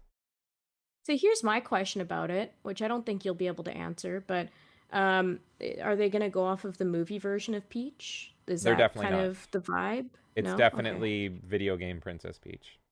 Interesting. Okay. Yeah. Is that should Yeah, I? but I'm excited. I'll play it. I don't know. I don't know anything about it. It's hard for me to comment, but I'll Oh, play it. okay. I love Princess Peach. She's my girl. Fuck Rosalina. Um, I think it looks great. It's 5 seconds, but I actually really like the first Princess Peach starring game, and I've always wanted to go back and beat that. I haven't beaten it. And that was actually what I tweeted about it, is I was like, hey, while you guys are doing all these super cool ports, how about in anticipation for this game, you port the original Princess Peach game onto the Switch? Because I would love to play that. It's a super unique game, and it's really Yeah. good. And what's funny is I saw all these journalists being like, Princess Peach finally starring in her first game. And it's like, bitch, she's been in one, and it was great. And it was on, it might be my favorite game on the DS, because I hate the DS. But I love that game. Um, so there's that. What the trailer shows us is it looks like she's on a stage, and it's like a theater. And I love the theater, and it immediately made me be like, is this a musical game? Is there a musical number? I will I will fucking Mm. love that. I will love that if this is like if it's called Princess Peach's Play or something, because it was very much a stage like which one is it, Super Mario 2? Is all stagey. So it gave me that kind of vibes, but in a modern new game. And I'm like, if they go so hard into the fact that this is a play, I'll fucking love that. I want a dance number, I want a musical number, I want all this stuff. The only thing the trailer showed is she walks up center stage and she has stage lights down on her, and then suddenly she touches this like friend of hers or something. Don't take that out of context, and she turns into Elsa. And then the trailer ended. Not Yeah. literally Elsa, but she literally touched it and her dress turned and went let it go and turned into that, and Yeah. it looked all icy blue wedding kind of thing. So I love Princess Peach. I am so down for more unique games starring Nintendo mascots. I want them to bring back fucking Wario Land, I think it was called on the GameCube. I just want a port of Yeah. that. Um, I love when Nintendo has really creative design ideas, and that's why I'm excited for this game, is because Nintendo's like the only company, even though they're huge and they have these beloved mascots, the mascots stay true to their characters, but they're put into very unique gameplay. And that's why I'm excited for this game, is because I don't know what they're gonna do, but I can guarantee you this game isn't just gonna be fucking 2D standard platformer. There's gonna be something really unique and charming about this game, and I'm Yeah. really excited for it. The port with a slight visual touch up of Luigi's Mansion Dark Moon. I just don't care at this point. Like, why aren't you giving me the first Luigi's Mansion? I don't understand. That's where I'm at with it. Sounds like you're crying at Nintendo. No, but Why'd it's you do like this to me, Miyamoto? Why? why do you keep doing Dark Moon? Like, who cares? Who cares? Give me a collection of everything. Why are you starting there? Mm, I don't get it. So, yeah, great. I have another version of Dark. I'm not buying it. Like, I don't care. I mean, you might end up getting it, but for me, it's like there's no purpose for me owning this game. For right. those people that want to play it on the Switch, okay, cool. Congratulations, you have it. But I want to see the first one move from GameCube. Right. So, speaking for me, I fucking love Luigi's Mansion. It's arguably my favorite Nintendo IP, maybe, or whatever. My favorite run of games might be Luigi's Mansion. Luigi's Mansion 3 is in my top 3, if not top 2, Switch games. Fucking play Luigi's Mansion 3. Um, Here's the thing. The trailer started, I got really fucking excited because I'm like, new Luigi's Mansion, and then they said it's a remake, and I'm like, fuck yes, Luigi's Mansion 1, and then they said it's Dark Moon, and I'm like, oh, I just beat Dark Moon earlier this year on my own. It's a similar reaction to me. It's like, why are you starting here? You have the third Luigi's Mansion on the Switch, and then you just go to the second. Why not do the first? Or And they both. should have released the first before the third one on the Switch. Yeah. They should have had that. And it's going to tie into another game we're talking about that's doing this system way better. But yeah, and then another thing is if you're a Luigi's Mansion fan, 2 is the one you can skip. 2 is Yeah. widely considered the worst one, and I'm playing through it. Oh yeah, you don't have to play 2. I played Nobody through it. likes that game. It's rough compared because they're limited on it being in the 3DS, and so it's not as good as 1 or 3. And where they cut corners makes the game it's very difficult. There's no checkpoints and it's mission based, and the Yeah. missions are long. And so if you get all the way to the end of a mission and die, right back to the beginning, and it's like fuck you. And some of those later missions are so painful, and I looked at it very closely. Game's still fresh in my mind. It's pretty one-to-one. It's not even a huge graphical jump. So hey, I kind of hope it sells well because I want more Luigi's Mansion. I'm not going to be buying it. I just beat it, and they very clearly said there's not a lot of differences in this one. So I'm like, I just played this game. I'm fine. If it was Luigi's Mansion 1, which I've actually still haven't beaten. I've only beaten 2 and 3. I would have got it, but I guess now I'm gonna play on the GameCube, I guess, because that's where I'm stuck with it. Yeah, that's my opinions. Yeah. I I just think don't it's really recommend if stupid. you've never played Luigi's Mansion, don't start with this one. I would recommend just playing 3 on the Switch. And I don't get why they're doing this. I mean, I feel like I'm just ranting on the same shit now, but it's like usually you introduce an older version of a game and bring it to a new system to be like, start from here. Hmm. Why would I start on Dark Moon when No, there's a first game? Like, it doesn't, like, just play Luigi's Mansion on and the the Switch and that's story it. is super inconsequential. Yeah, These it games are a doesn't lot make sense. about their gameplay mechanics, and it's got by far the worst gameplay mechanics in all 3 games. I Yeah. still had a good time. It's a good game. Here's another thing. It was made for the 3DS. One of the nice things about that game, it's actually got really good 3D. You remember the 3D mechanic on the Yeah. 3DS? Yeah. There's parts in that game where it's like, oh, I actually want to turn on the 3D. The 3D looks really good in this game, so that's going to be eliminated. If you've played the game, you know there's a staircase level. That level in 3D is fucking kind of breathtaking. Yeah. So that's just going to be eliminated. It's actually so this might actually be a Yeah. downgrade. It is. Um, It absolutely is. And I think like Dark Moon to me is a 1.5 rather than a 2, and like the actual second Luigi's Mansion to me is 3. yeah, and you don't you it I am very much like you need to play games in order narratively. You don't Yeah. for Luigi's Mansion. You can just play 3. The only reason I Yeah. want to go back and play 1 is because I love this series and I haven't really beaten 1 yet.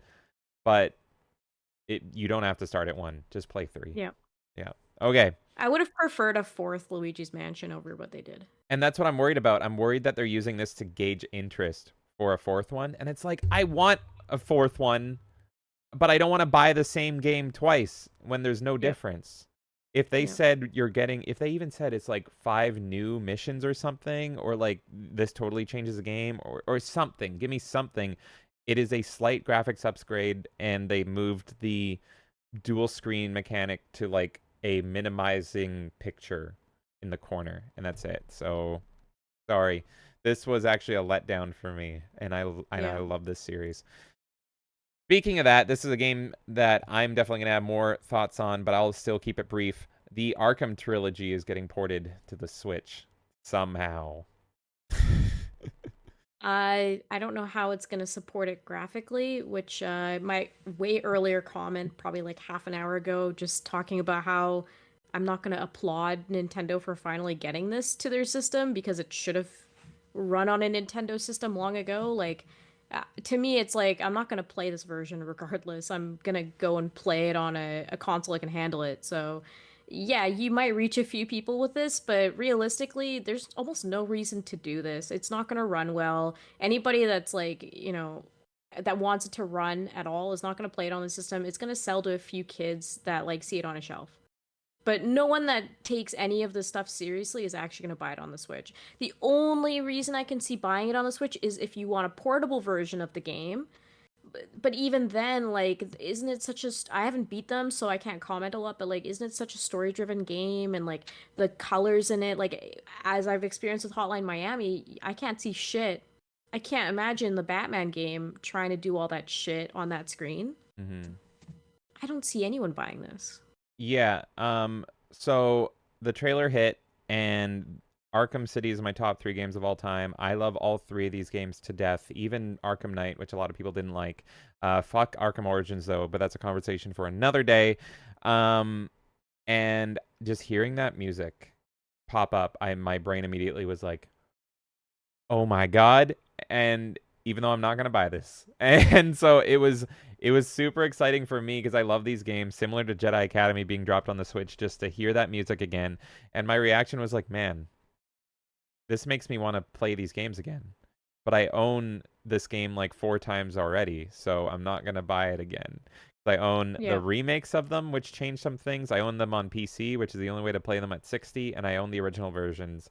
And there's reasons to play all 3 of those versions for different reasons: 60 FPS, original cut, or 30 FPS and Return to Arkham, but the visuals look different. I've actually never beaten the Return to Arkham visuals, and that was a PS4 Xbox One upgrade, and that's still on my list to do. So I might stream that one day. These I'm not going to play. I'm not going to stream. Similar to what you said, the Switch cannot handle these games, particularly Arkham Knight. Arkham Knight was brutal on PC. It barely ran on modern PCs, and it's not that old of a game. It came out on Xbox One, PS4. It's gonna run like fucking garbage. I can guarantee you that. It is not gonna hold 30 Yeah. FPS on the Switch. Arkham City is gonna chug a little bit. Arkham Asylum will be fine. If it wasn't for Halo, this would be the best trilogy in gaming history. It beats Mass Effect because Mass Effect has a bad ending at the third. I think the ending of Arkham Knight, even though it is flubby, beats Mass Effect. So yeah, if you have to play these games this way, please do it. But if you have any other option, even if it's a PS3 and a 360, that I think will be a better experience. I'm betting. But then you can't play Yeah, Arkham I Knight. would. I just wouldn't recommend it, to be quite honest. It's like when they put Witcher 3 on the Switch. I was like, who the fuck is playing It Witcher 3 on the it will Switch? probably be fine for the first 2 games. That third game is going to be a nightmare on the Switch. Yeah. That's my opinion. Okay, here's a game that I threw in just for you. I have no opinions really on this at all. I have no strong feelings one way or another. Hot Wheels Unleashed 2. Let's fucking go. I am so excited for this game. Oh my God. So I love the Hot Wheels series because it's pretty much just like a toy box type game. Like the first one, you can literally be in Batman's lair and you're just driving all these collectible cars. To me, it like scratches that itch of the collector of me. Like, look behind me, look at all this shit I have. I can do that in the game as well. Like, I can have my little displays, I can have my different cars, I have my own like basement that I set up and stuff. I love it. I'm super excited. The game feels good to me. I'm buying this.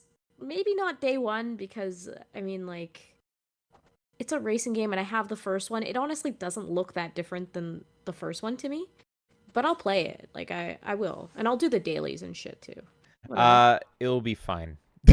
It'll be It'll be fine. Okay. probably yeah, I don't know. It'll be okay. Whatever. It's a really good nostalgia trip for people. I recommend this if anyone like cares about all these they got a lot of licenses in it and it's really fun. Next one is another game I have a little bit of opinion on, but not much.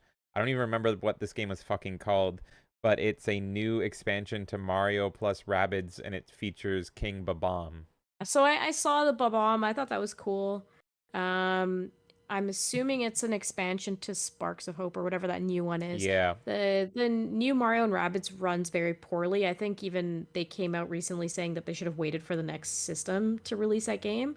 So they didn't listen to Nintendo's advice, Ubisoft, and they just threw it on the Switch. But Nintendo, as far as I'm aware, was advising to wait to the next system or something. There's a Really? conversation That'd about be this recently. huge. Yeah. I think that's a rumor. There's no way that's confirmed. That'd be I crazy. keep hearing this, and also the like one of the Ubisoft presidents or something. I don't know if he addressed it directly, but he was talking around all this stuff. So, I don't know if that's true. That's what I've heard. I see it. This game sucks. Like I bought it, and it's like, why? The first one runs so much better. So I know I don't care about the expansion for the second one. I'm not gonna play it because it's shit. It doesn't run well. Yep. And I won't play it either because Rabbids really piss me off. They think they're minions or something. I don't like minions either. I hate this kind of character trope. I don't know what you want to call Yeah. it, but like they are really obnoxious to me, and especially in long form video games, and it's a turn-based game. This is a pass for me. I like King Bob-omb and all that stuff, but nothing's gonna get me to play a Rabbids game. They did a fucking Donkey Kong expansion too, I think the first one, and I did not fucking Yeah. care. Um, okay, so the next one actually has a little bit of news tied to it that I saw today on Twitter. Pikmin 4. I'm excited for Pikmin 4. I think it's going to be good. We can talk about the first two as well because they Yeah, announced that those that are was going to the be other on the two Switch. games. Yeah, so I'm really, really happy that they're bringing the first two on the Switch so that people can experience that as well. I think anyone that liked Pikmin 3 or that will probably enjoy Pikmin 4 is going to be really thankful that they did that too. Mm. Because those games, it's like a certain style of game. If you're a Pikmin fan, you're specifically a fan of that like kind of combat style. It kind of has this like RTS feeling to it a little bit, but it also is like platforming almost. So it's like it's got this weird combination that I haven't really seen in many other games before. Yeah, I'm getting the Switch versions for all of them. We own 3 on the Switch. I own the first 2 on their original consoles. I actually own every version of those games. I'm gonna get the Switch version too because I'm so excited to be able to play those games portable. Like that's gonna be fucking amazing. That reminds me that's like the only valid reason to get the Arkham trilogy on the Switch is if for some reason you want to carry those games around with you, which is kind of warranted, but I'm good. Yeah, but again, like we're talking about Pikmin 1 and 2, that's actually gonna run well on the Switch. Yeah. Those Batman games And are they're not already gonna out. run well on the Switch. Like We it can doesn't get make them. They're already sense. out. But yeah. Yeah, yeah. Yeah, so my opinion, I guess we'll just talk about all 3. So Pikmin 4, the weird thing with Pikmin and me, it's one of the few first party Nintendo IPs that I've never really gotten into. There's something about it that doesn't click with me. I rented the first Pikmin way back, and I've always meant to give it another shot because I rented it, and I don't know, I was early teenager, I think, when it came out or something. It was on the Wii, right? So it was in high school. And I did not click with it at all. It was just, it was one of those games where I'm like, this isn't a bad game, but it's just not at all for me. And I'm not computing with it. But since becoming an adult and old and miserable, I've wanted to give it another shot and try it again. And so I am less interested in Pikmin 4 and more interested in this 1 and 2 combo that they have Yeah. on the Switch. It's a little pricey for me personally. I think it's pretty much a full price game for the two of them, and it's already a series that I need to, it needs to earn my trust, not the other way around. Yeah. And yeah, I'm just speaking for myself here. But I'm curious, I might pick it up on sale sometime and give it another go unless Kay buys it because she wants them or something. But I will say the thing I saw on Twitter today that's interesting, and you as a Pikmin fan might have an opinion on this. Pikmin 2 is full of licensed products in the world, like oversized 7-Up cups and like Duracell batteries or something. Those have all been replaced with original art. And so it's almost looks like everything is off-brand. And so it's not Well, I missed that news. So it's not gonna, yeah, they didn't announce it. People only found it after they bought it and started playing Pikmin 2, and most people are probably starting with 1. So it was very sneaky. So all the art's been changed, and it's almost worrisome for Super Mario RPG. Hopefully they don't change anything. But so it's not called 7-Up. It looks like you bought everything from Walmart pretty much. So everything is off-brand now. So instead of Duracell, it's like Super Battery, and instead of 7-Up, it's like One Down Pop or something like that. So I didn't even know, as someone that didn't play until I saw this tweet, that there was licensed stuff in Pikmin 2. So I would have been ignorant to it, and it wouldn't have affected my playthrough at all. But I can imagine if I was a fan, this would probably bother me. What do you think about that? You know, it does bother me and it doesn't. It bothers me on a digital standpoint. But in terms of like the actual game itself, I think that's inconsequential. Like, Okay. it's like Katamari and stuff too, right? Like, would you really care if you like collected a can of Coke versus just like a generic can? Like, does that really change the gameplay for you? No. From an art I standpoint, it does. Like if you want to Yeah, nitpick it.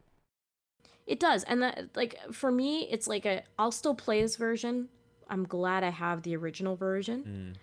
But my bigger gripe with this is this like digital erasure that kind of happens where we start erasing things because of licensing, and how this like whole like digital culture of video games has really kind of destroyed a lot of stuff for us as well. Like Mm. it gives us better access to things, and so we're able to have Pikmin 2 again on the Switch, but like at the cost of erasing stuff. Now, some people look at that and say like, "Who cares?" Right? And I think I'm kind of more on the "who cares" fence with this one because it's so small. Mm. But it never stops at like just cleaning up a few items, right? There's other games where they do so much more to it for the digital reasons, like soundtracks get removed, stuff like that. Yes, So and that's in where it general, really hurts games' as soundtracks. And my yeah, biggest pet peeve with this is actually when not in re-releases, but in current gen games, they will patch the game to patch out music.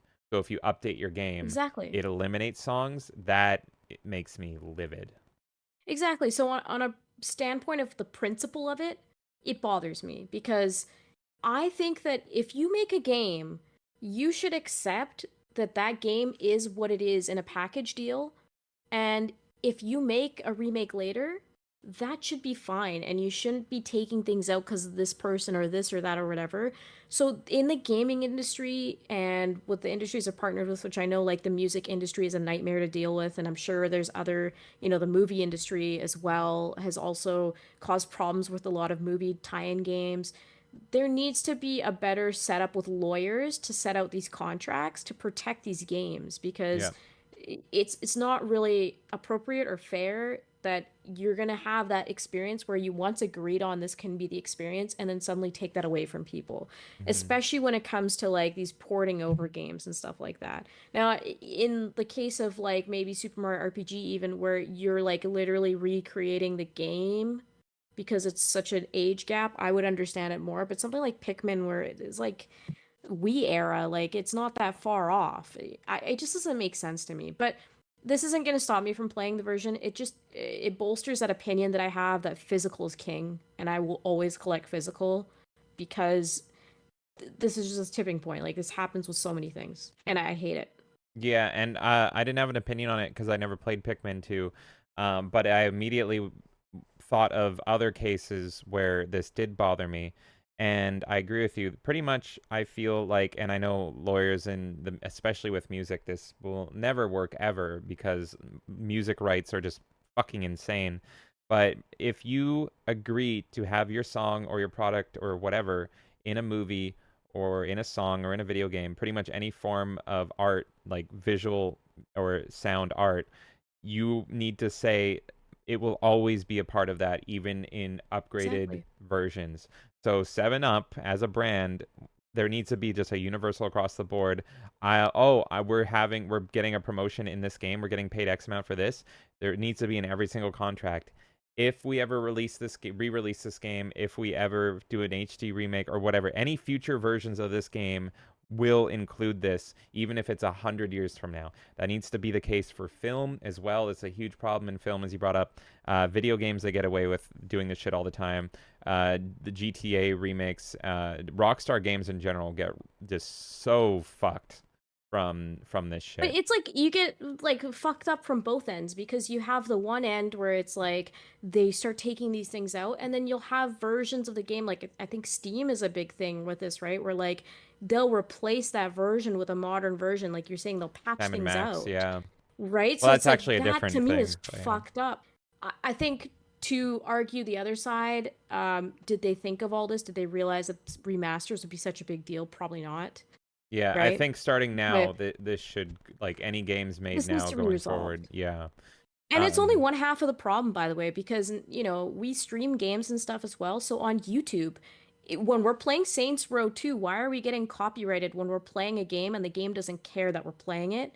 Yeah. Why are we getting copyrighted for the music? And Like, there's no reason to ever play Rockstar. Like, the music is so important to video games. And Brutal Legends, one of my favorite games of all time. Can I ever stream that for people? I don't think so, because the soundtrack is so important in Brutal Legend. yeah. How do I play that for you guys? We got the Metal Gear Solid trilogy also gonna be on the Switch as well as every other console in October. So this is I'm one. not playing it on the Switch. I don't, but like this isn't like a full remake, so they might run fine on the Switch, right? Like these are But all PS2 games, right? but you're giving me an option to play it on other systems that are going to run it better. I also don't know if this is exclusive to the Switch because I think they only announced this in the Direct, but the NES Metal Gear Solids are also going to be included. I don't know if that's in every version or if it's an exclusive to the Switch or not. So I wouldn't know on that one. If that's the case, yeah, I will buy the Switch version because I want the most games out of the collection. But I would be surprised if that was the case because I feel like they're just gonna do bundles and they're doing like volume 1, volume 2, all this kind of shit. I see it as like they're gonna do all the same on every system, and if not, yeah, buy it on Switch. Just buy wherever the most is available. But to be honest with you, Metal Gear Solid, huge series. I've played some of it. Do I care to revisit all of this? Is it, dead and gone for me? I think it's dead and gone. Yeah. I have similar-ish opinions. I've never played Metal Gear Solid. I'm not a big stealth guy. I've looked into the plot and the lore. I'm not a big Kojima guy either. And it's weird because Kojima loves films. He's known for loving films. But the thing is, I love film too, but I think film and video games are very different mediums. I feel like the dude should be taking a crack at film if he loves film so much. Because the few games he's worked on that I have played, I did not like at all as games. But Metal Gear Solid is a bucket list game for me, meaning that it's one of those games where it's like, okay, even though I don't really have an interest in it and I've never played it, it's such an iconic video game franchise. I need to give it a fair shake. I have to try it. Some other games is like I've never played Shadows of the Colossus. I don't really have an interest, but it's a bucket list game. So Snake Eater in particular is the one that always interested me, and it's mainly because of the soundtrack. That music is so freaking good in Snake Eater. So I might pick this up. I've already bought the fucking collection once. I bought the same collection on the PS3. Yeah. Do I just buy this again? I don't know. And I never played it. Never. I bought it, put it on my shelf, and now it's like, oh, do I buy it again? So that's kind of my opinions on the Metal Gear Solid trilogy. Going forward, it's a game that you and I both love, but the main point is it's getting a Switch port, but in the Nintendo Direct, they announced they're getting co-op, and that is Vampire Survivors. So Oh my god. Yes. Yeah. We're playing this. Holy shit. And it's not exclusive to the Switch. They just said Vampire Survivors is going on the Switch, and Nintendo made it sound like the Switch version has exclusive co-op. And the dev's a really cool guy. I follow him on Twitter. He was like, it's on every platform. So no matter where you own it, it's getting co-op. Yeah. I want it on the Switch. I have it on my phone. I have it on my Xbox. I have this game everywhere. I want to support this guy as much as possible because he made this game so fucking cheap. He made such a beautiful game. Nothing else involved. Gaming crack. Just want to give good content, and it definitely itches that casino thing in me. It's got those like certain like systems and sounds and everything where I am literally addicted to this game. It's fucking amazing. So I'm gonna buy it on the Switch because I want to play it everywhere.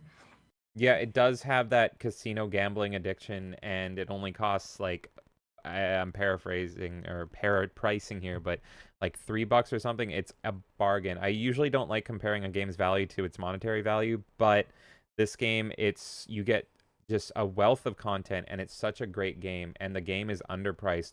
If I look at the DLC, and the DLC is apparently amazing, I haven't even played it on Steam, like the top reviews will be like, I only paid $1 for this, and I feel like I ripped him off. Like, this is incredible. And I love that feeling that he gives. And he's a super cool guy. I don't know how many people work on the game, but the main dev is a super cool guy on Twitter. It deserves all the praise it's getting. If you haven't played Vampire Survivors, what are you doing? Fucking play it. It's going to be everywhere soon. now that it's going on the Switch. It's a incredible game. And yeah, co-op is, oh God, I'm so excited to do some co-op in that game because I already love the game. Yeah, it's really a case of like where are we gonna play the co-op? Are we just gonna go through all the systems and play co-op? Like I if have we do so much another unlocked on Steam already, y- but like, I yeah, I pretty much unlocked everything on mobile and then I took it off my phone and I'm playing Xbox version. yeah. And then I'm probably gonna be like, okay, I don't feel like playing on Xbox anymore. I'm gonna like have Switch and handheld and play it. So it's really more about like where are we gonna co-op it first rather than like if we're going to. Yeah, if the Switch version includes the DLC that I have not purchased yet, I'll be inclined to buy it on the Switch, honestly. And then I can have a fresh feeling because the game's also very grindy, so it would feel good to grind that up again. Okay, so we got a tease of the next wave of Mario Kart DLC, particularly what a lot of people reacted to that I think some people, including myself, were disappointed in was the reveal of there's 4 characters coming, and they dropped 3 of them in this trailer. Yeah. Piranha Plant guy, I don't know what he's called, but PD Piranha, but that's specifically it. from Double Dash. It's Yeah, Double Dash. That's why people care. and Wiggler, I think. Yep. Wiggler and Kamek. Yeah. And that, for me, was super disappointing. I'm curious your thoughts on those 3 DLC characters. I think Kamek is the most interesting. I agree. I don't really care about any of the other stuff. I'm gonna be honest. I think they need to create a new Mario Kart at this point. Like you've been juicing this game for so long. They're not There's gonna no in this hype around system. this. I know they're not going to until the next system, but Yeah. I would have been hyped for this announcement if they're like, "Oh, by the way, we added a new mode. You can play Double Dash mode now." That Yeah. would have been the only thing they could have done to hype me. So like seeing the mention of Double Dash, it's like, okay, well you're thinking about it because you picked this like specific character from Double Dash, but I don't care. I don't know why people are still giving you money for this at this point. Like Mario Kart to me is one of those games you play for a few rounds and then it's kind of done. It's more of a party game, right? So I mean, some people love it, but I don't care. Why are you giving me Mario Kart news during this? So Nintendo is sometimes smart and sometimes dumb, but when it comes to Mario Kart, they are incredibly smart. Here's the thing. I don't even think Nintendo knows why they're still on Mario Kart 8, which was a fucking Wii U game. The Switch has not gotten its own take on Mario Kart, but here's the thing.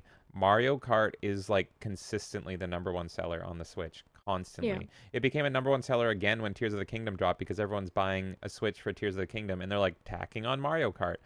Mario Kart 8 just prints money. It's ridiculous. I don't think it's anywhere close to the best Mario Kart. It plays perfectly. It's a solid game. It's just kind of almost soulless, I find.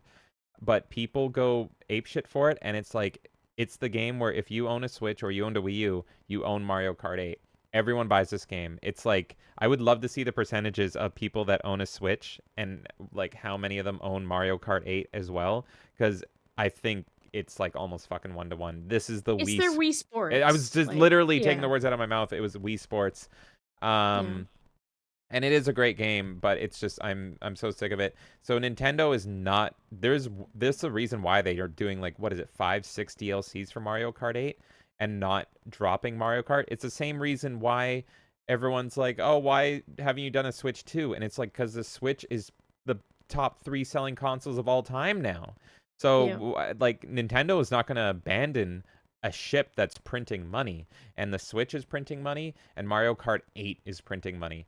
So that's why you are not going to see a Mario Kart 9 ever on the Switch. Maybe Yeah. on the Switch 2 when that comes out in the next 5 years, maybe. I don't know how long they're going to milk this, but at this rate, I don't think we're going to even get a Switch 2 announcement this year. We might go all through next year without even alluding to it. So anyway, that's why they're doing this. However, I am disappointed in the characters because we only have one character slot remaining. Piranha Plant, I love Little Shop of Horrors, but I don't care to play as it. Wiggler can go wig himself. I don't care. And then Kamek is very meh. I wanted Funky Kong. I wanted Yeah, but Funky Kong. you know what they could have done? They could have put fucking Gino in this. Could have That put would have been Gino. fucking They could have amazing. put Captain Falcon. They could have put Samus. A lot of people were predicting Samus in a flying, like, little mini cutesy, what's her ship called? I can't remember, but you know, her ship. And so and we already have Animal Crossing characters and we have Link in it. So I am totally fine with Mario Kart becoming the Smash Brothers of kart racers. I am 100% fine with that. You could have even gone crazier. Could have put Bayonetta in there. You could have put Solid Snake in there. You could have put King K. Rool in there. You could have put Alucard in there. You could have put Crash Bandicoot in there. Um, putting They're these not gonna do that. putting these fucking, like, not even interesting characters from the Mario series in is really, really disappointing to me. My top pick was my top predictable pick was Funky Kong, and so I'm actually really disappointed.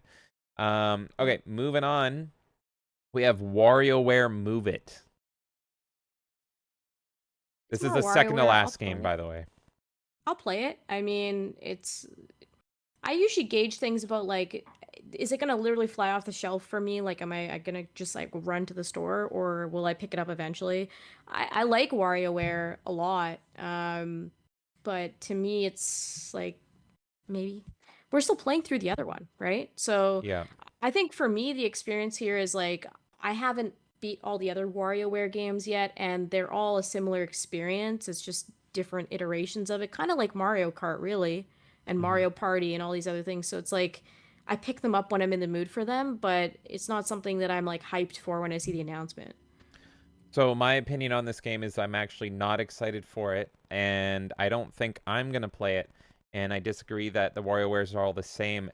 The one that we're playing and still playing right now, I think it's called Get It Together.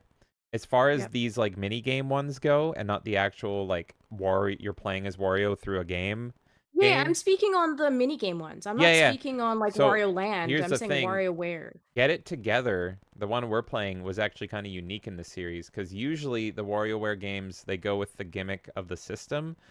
And so, like, the DS one was all, like, tappy, and the 3DS one, I think, was all, like, you could breathe into it and it was 3D. The thing that I like about Get It Together is it eliminated, for the most part, motion controls. It was not a motion control game. The whole point of that game was co-op. And I was actually seeing people on Twitter excited for this new WarioWare because it's not Get It Together. People apparently didn't like that one. That's my favorite one out of all of them because it's not motion controls. This one is a return to the Wii format. This Mm. one is very much every single minigame they showed is you're going like this, you're going like this, you're jerking off fictional dicks, you're doing all that stuff. I don't like that. The previous one, none of that, no motion controls. You're playing things super quick in co-op. It's tons of fun. This one I don't care about. It's all motion controls, all of it. Don't care. Yeah. That's my I'll get take. it on sale. I won't get it right away. And then But I stand by my opinion, by the way. Like, I think all of the mini game ones, like, yeah, okay, they have to. But, like, it's the same as Mario Party to me. It's like, yeah, you still have a collection of mini games you're playing. Like, they're not that oh, I think that's so special. similar. Like I hate the Mario parties that have they're very motion controlly. Like I hate the Wii one.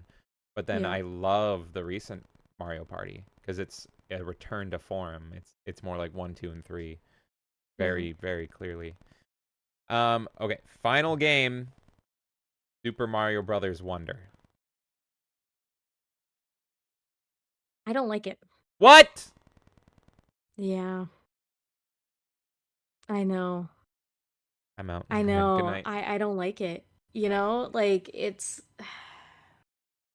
I hope it changes my mind when I play it You didn't tell because me this. I'm gonna own it. Like, it's a Mario game. I'm gonna own it on the grand scheme of things, but I'm not excited for this game. I hate the art style of it a lot. I don't like how it looks at all, to be quite honest with you. It reminds me of like these new Super Mario Bros. Versions that they put on like the Wii and all this kind of shit. Uh, to me, like, okay, yeah, the elephant thing was cool. I didn't like how the items looked at all. I thought they looked really dumb, like, to be honest. I'm not looking forward to this game. I'm not buying this game right away. If it ends up on my shelf, I'll try it because I play a lot of Mario games and I record all of them for our shorts. for YouTube and stuff, but I'm not. It to me it was a disappointment. I was surprised that that was their announcement. I would have preferred a second Odyssey, and Oh I well, don't even care about Mario yes, Odyssey. I'll agree with you there. I don't I haven't played through all of Mario Odyssey. The parts that I played through Mario Odyssey, it's actually quite boring to me, and I'm not Best into Mario it. game ever. But I would have preferred that over this game. I think it's a really ugly game. Okay, And also, I will say, like, the way that Mario moves in this game, it has the same drifty kind of bullshit that all of these remakes of the 2D games have. Like, it doesn't feel like he's standing on solid ground. It's very slippery. Don't like it. I almost could not disagree more with you. And I am when it comes to Mario, I prefer 3D versus 2D. 3D all the way for me. However, I still like the 2D, and that's where it all started. And I understand that 2D is a more popular one. So while I'm not super, super, super hyped for this game. I do think, as far as 2D Mario goes, I think it looks fucking phenomenal. The only complaint I had was starting with the a cappella music. And that was one of the things I didn't like any of the new Super Mario Brothers series. And there's like 6 games in that series. I do not like how those games play. I don't like how they sound. They're But that's exactly what they're doing with this game. no, That's why I don't like it. we had a tweet that popped off because I said to Nintendo, "Thank you for not doing a new Super Mario Brothers game.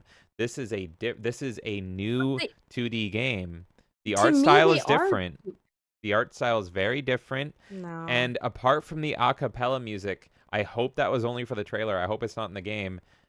The rest of the music sounded great. I thought the game looked great. It did not look like new Super Mario Brothers to me. I'm gonna have to show you this trailer again.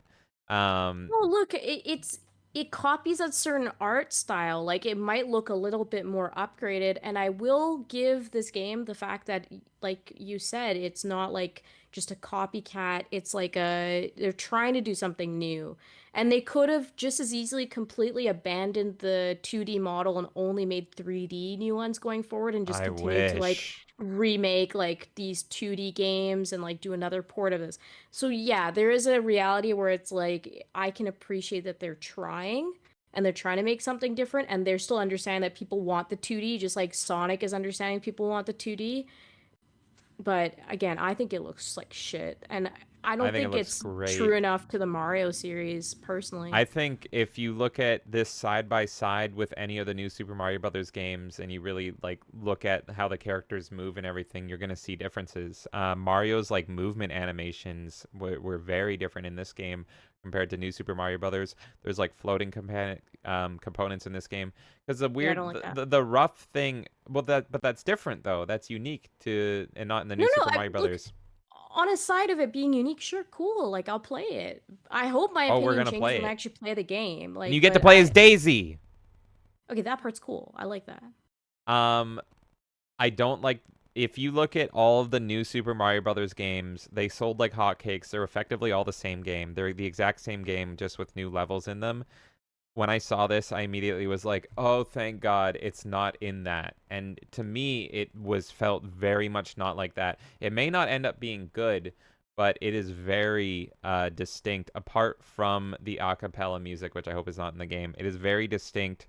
It is still 2D, but it is not in the new style. So, but I don't think you're alone in thinking that. I think I saw some other people be like, it's just another one of those. I think it is very much not one of those. Um, but I guess we'll see. I guess we'll see who's right because that was one of my top announcements of the Nintendo Direct was that. No, I was super disappointed. Wow.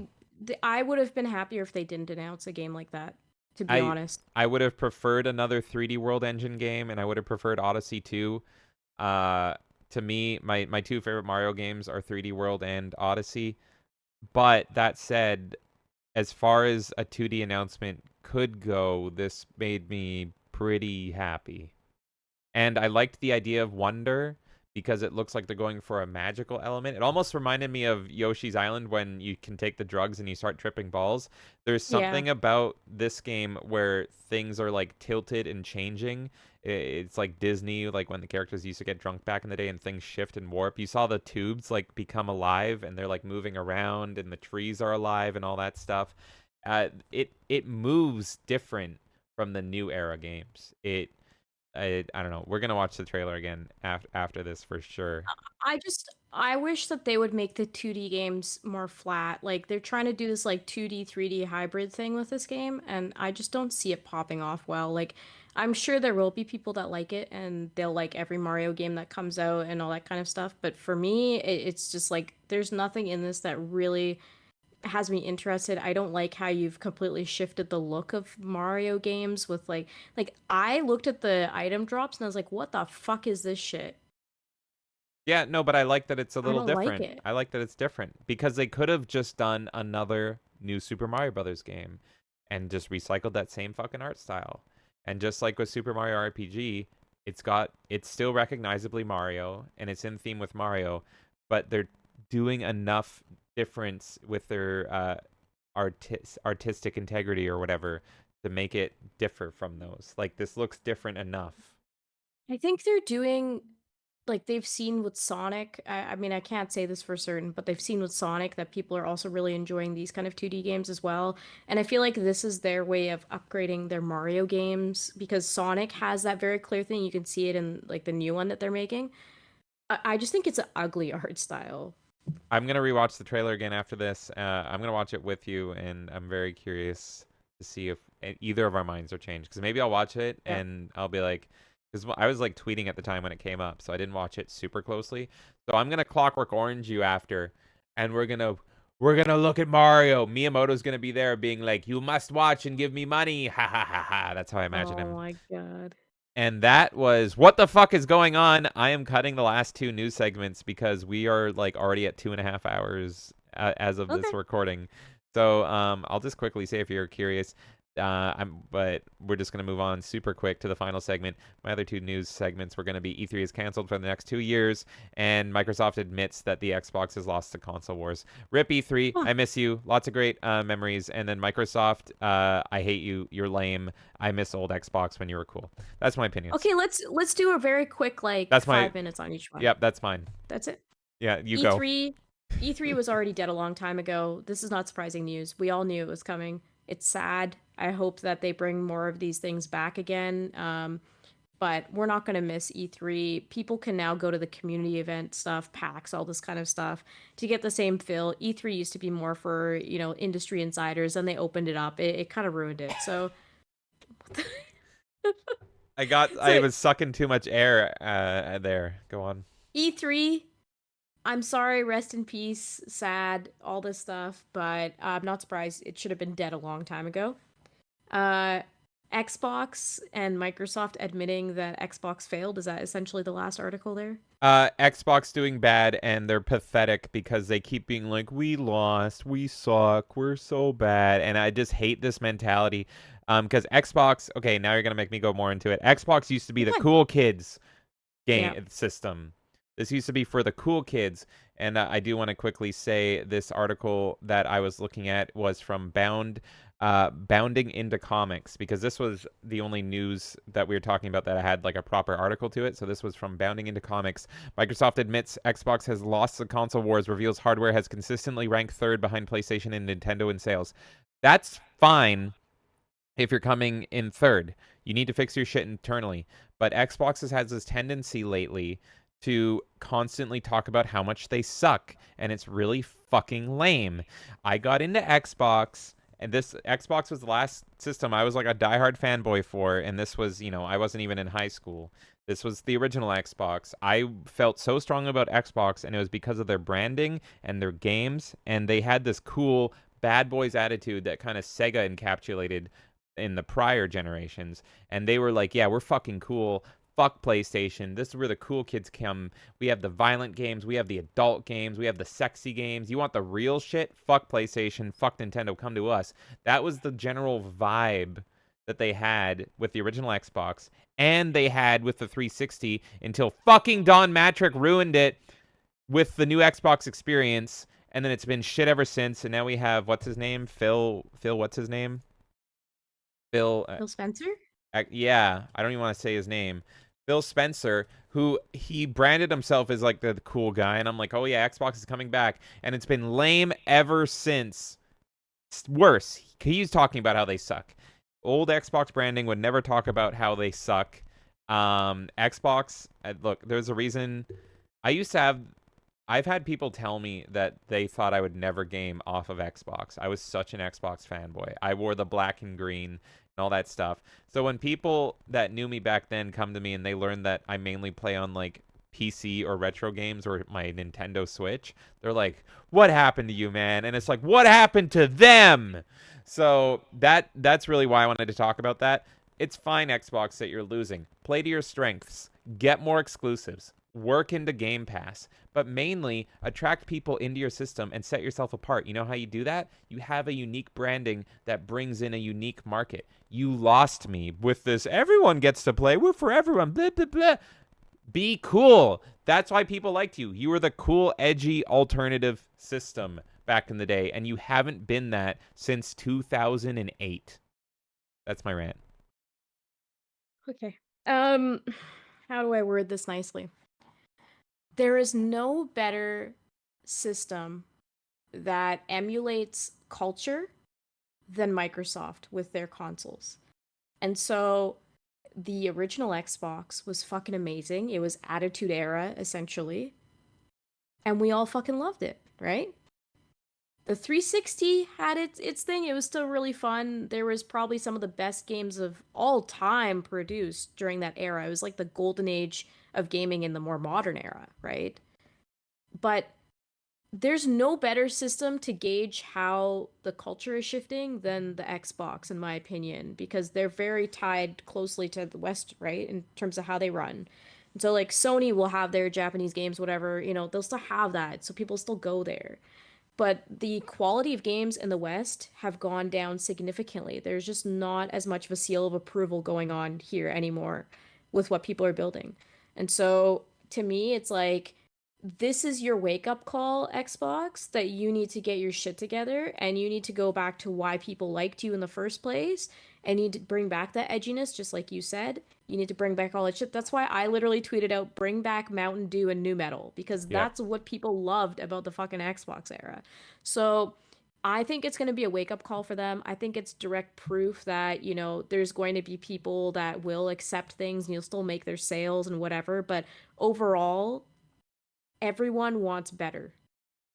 And it's clear that a lot of companies are coasting now because they're like, oh, people will buy this anyways. Who cares? Like, we can make whatever. It's all like a corporate machine now with stuff, right? And they're not really remembering why people buy games and cared about video games in the first place. Well, now you're learning it and you're seeing it the hard way. People are not forgiving you for that anymore. I don't think they're ever going back. I don't think we're I ever don't going to think see a return to what made me love Xbox in the first place. I don't think Um, so either, but I'm telling you that I think that Xbox is going to die out. I know that like at some points they've even spoken about not caring about their video game sector nearly as much as they should. I think that they've kind of become disenfranchised with it a little bit, and maybe they want to go back to other industries they're in. But regardless, I don't think they're going to return, but they're seeing this because they're not returning to it. yeah. And they can sit here and say, I suck and this and that, whatever. It's just like, okay, pity me. That's nice. I'm not going to give you money until you fucking fix your shit. So you can go be the loser in the corner, or you can be like, look, I need to take this by the balls and fucking be the cool company again. And you could try. Yeah. It's really, to me, it's a big turning point for them because Nintendo will continue to do their thing and people will continue to appreciate and love Nintendo because they don't pay attention to everything around them as nearly as much. They No, just not care at about, all. this is what we like to produce and that's it. And you take it or you leave it. But guess what? Everyone's gonna fucking take it because we know what we're doing, right? That's I heard Nintendo. Miyamoto literally say, "If you don't like us, too fucking bad, go fuck yourselves." I heard him say it. Pretty much. Yeah. Yeah. So, and Sony sits in the middle. It's a bit of a fence sitter, right? It's like, yeah, you have like your stuff from Japan that is successful. They'll still bring in this stuff. from the West too. But I think overall, Microsoft is just feeling the pain of like this industry is on its last leg in general right now. People are not making good enough games. I mean, look at the Starfield debate, right? How many people are fucking on the fence, like in terms of like, I don't give a shit about these fucking sandwiches, okay? I don't care about any of this shit.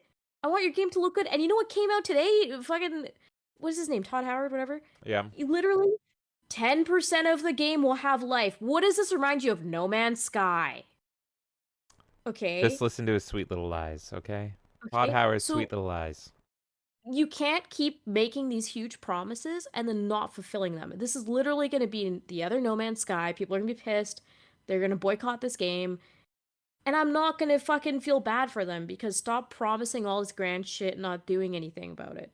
So all I'm saying is that these companies are starting to learn, hey, people aren't going to just take us for our word and accept everything, and we need to actually step up our game and do stuff. Now, are they going to or not? To be honest with you, I don't think they will. I think the only reason why the Xbox is still even mildly successful is because of Game Pass and backwards compatibility. If they didn't have those, they would be out of the market. It would literally just be Nintendo and Sony, and that's it. Nintendo, Xbox, if you want to win me back, here's what you do. You hold a press conference in person. You have fireworks. You know who you have come out playing? Limp Bizkit. They're still around. Yep. You have Limp Bizkit playing. Who do you have on stage? Strippers with poles. Guess what? I come out, new head of Xbox, with a giant bloody sword. It's about the implication. I point the sword to the screen. What do you see? New Halo, Conquer 2, led by Chris Seaver, and Lara Croft, where she's hot again. Yep, that's 10 all out you of, need to and then fucking you do. walk off. You walk That's all off you to have to fucking Roland. do. Oh, and then the encore is Peggle 2, and you're good. Peggle 2! Yeah. All right. And that's all you have to fucking do. All So, right. anyways, just with that, I want to say this is their turning point. This is what they got to figure out. It's the same reason why a lot of people are falling out of wrestling. It's because they don't have the same edge that they Lame. used Yep. to. It's Microsoft, to me, is exact same thing with the Xbox. And so they need to learn this. Literally, those two companies need to meet up and be like, what are we both doing wrong? And do the opposite. And they'll Yeah. both be fine. Well, now I'm sad. But let us go to our final segment. All right. Anything goes. This is our final segment, and it is a wild card random one where I pick a topic, and we're going to talk about it. And so anything goes. This episode's Anything Goes is Saturday morning cartoon memories. So we're the same age, obviously. We Is that grew up. obvious? I don't know. I know. I'm just so pretty. We grew up in the era of Saturday morning cartoons in the 90s when they were super duper important. They were also super important in the 80s and into the early 2000s. But it sadly seems to be a dead pastime that doesn't really exist anymore. But if you talk to anyone that was a child through the 80s or the 90s, Saturday morning cartoons was something super important to them. So I figured we would just talk about Saturday morning cartoons, why we miss them, our memories with them, pretty much anything you want to talk all around Saturday morning cartoons as we send off the stream here. All right. 3 channels I cared about when I was a kid. In Canada, I'll have to specify. Channel 25, YTV. Channel 28, Fox Kids. Channel 50, Teletoon. That is all I gave a fuck about as a kid. Those 3 channels. I mean, there's others, but you know, like in a cartoon aspect. Fox Kids to me was like just the most beautiful thing ever. You had tons of shit on there. You had Digimon, which is still to this day one of my favorite cartoons ever. I loved Ultimate Muscle, Fighting Foodons. I'm trying to think of what else I used to. There's tons. All of the Marvel stuff like X-Men, Spider-Man. I didn't unfortunately watch Batman at that time, but I did. I think I saw some Justice League. When did Justice League come out? That was early 2000s. Yeah, I remember like seeing some Justice League, but not like watching it regularly. but there was just so much, and even like the computer games that they would come out with around that as well. So like Fox, I used to go to their channel or their website all the time, and it would be like, this movie is coming out, or this video or this cartoon is, big deal right now, so we're gonna make a flash game for you, and all this kind of stuff. So my memories are tied to like waking up on a Saturday morning, running to Fox Kids until it turned into football. Sometimes they would run football or some other shit. And I remember being so pissed off, which is ironic because now I love watching football. Um, but my memories are like, what am I gonna watch today? Like, even I remember watching a lot of like Power Rangers and shit during that time too, which I know is not cartoon, but still, like, that was my Saturday morning. Yeah, I Um, think it counted. I think Power Rangers counted. yeah, yeah. Anything So that was for kids in Saturday mornings when you had your cereal and you're waking up and you had to get up early and run to the TV and hope you didn't sleep in and miss something. And but the you were home for the week, school was over, it was cozy time to catch up on your shows, all But that. here's the thing that I think is lost now that really tied Saturday morning cartoons together. It was the commercials, because the Yep. commercials, they used to have all these little segments that were unique to the characters, and you wouldn't see it like during the show. It'd be like, returning soon with this, or you'll have like little promos or stuff like that. Hmm. That's lost in this era. You don't have these like little like cameos of characters and like random shorts almost in the middle of a show, right? Yeah, you And, remember and that's what I I think miss. it was on Fox Kids, like all of them getting together to sing Happy New Year. I think it was, and it was like Yeah. fucking. I can't even remember. It was the Howie Mandel cartoon and Animaniacs, and I think Spider Man was there. It was just like everybody was there, and that was our multiverse back then. Was like seeing all our cartoons, Saturday morning cartoons, getting together just for a little Christmas short or like yeah, New Year's short or something, and that was really all you needed, and it was so fucking mind blowing and cool back then. And the other thing that's missing too is, I mean, you still kind of get this with YouTube, I guess, with huge YouTubers, but that going to school again on Monday morning and being like, oh, did you see that episode on Saturday? That was crazy because we were all watching the same shit on the weekend, Yeah. you know? So we come back to school and it's like, holy shit, did you see that, like, Leonardo got into a fight with Raphael? Like, that's crazy. Well, Like, that was just one of random. our like, cuz we've known each other since kindergarten. And Yeah. so my earliest memories with you was we both loved Sonic Underground. And I remember being on the playground with you in like, I don't know, grade 1, grade 2 maybe. I think that And was grade one, yeah. and like we would fucking LARP as Sonic Underground or something. And I have this memory of you. It's maybe my earliest memory with you, and it's all thanks to Saturday morning cartoons of like I just knew Sonic loved chili dogs, and I remember I was like LARPing as Sonic, and I'm just like, I need to eat chili dogs, and you were like, Sonic, no, I gotta hold you back, and I'm like, no, eat more chili dogs. Thank God I didn't turn into a Sonic huge fanboy because we see how those Oh turn my out. god. But the little emblems were there. And so yeah, literally one of my earliest memories, if not my earliest memory with you, is all around Saturday morning cartoons. And it shaped a lot of interest in general too. Like for me, watching the Yu-Gi-Oh cartoon got me into the TCG for Yu-Gi-Oh as well, right? Hmm.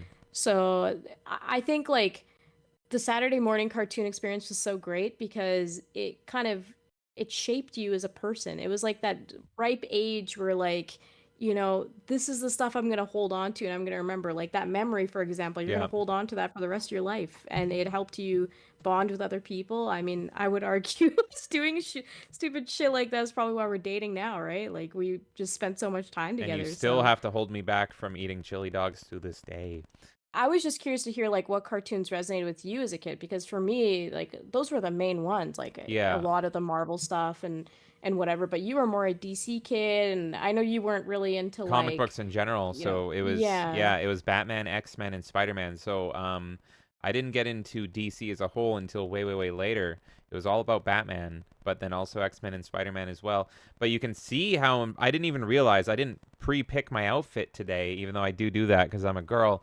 But I'm literally wearing a Saturday morning cartoon shirt today, and it's of the Batman animated series, and it's transcended Saturday morning cartoons because I say it's like if people are like favorite TV show, I have to say, I'm like, does cartoons count? Because my favorite TV show, live action, cartoon, whatever, doesn't matter, is Batman the Animated Series. And so, talking about shaping, I'm wearing a shirt right here. I see in your background, I have the Harley Quinn Mad Love Batman bust, which was like hundreds of dollars. One of the few things I splurged on because I tend to be frugal, and not buy a lot of busts and statues, but I bought that one. Or I can't remember how I got that one, actually. Maybe you got it for me. I can't I remember. bought it for you. Okay, yeah. So thank you. I appreciate it. See, you know me. So, and Oh, see, you mentioned the background, and I saw Meta Knight. The Kirby cartoon used to be a huge part of my Saturday morning oh, and that cartoons. cartoon was super good, and not a lot of people know Yeah. that. I wish Nintendo would re-release it. We have the TMNT arcade, which was more if you were an 80s kid, but we fucking love Ninja Turtles.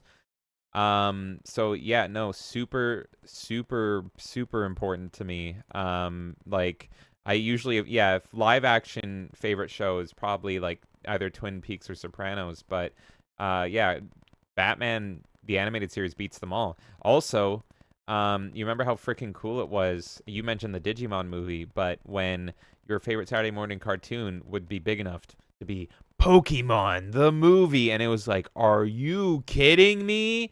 Yeah.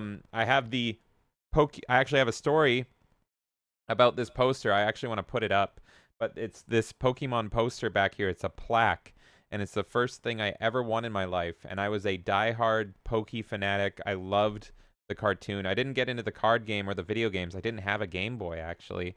So I was solely a fan of the cartoon, and I was so fucking hyped for the movie because of the Saturday morning cartoons that it was Music World held a contest, and they had this giant plaque poster here, and they were, I can't remember exactly what it was, but they were like, if you can answer this correctly, you can be entered to win the plaque.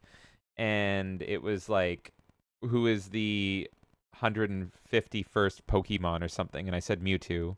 And I don't even remember if that's correct, but I fucking knew it then.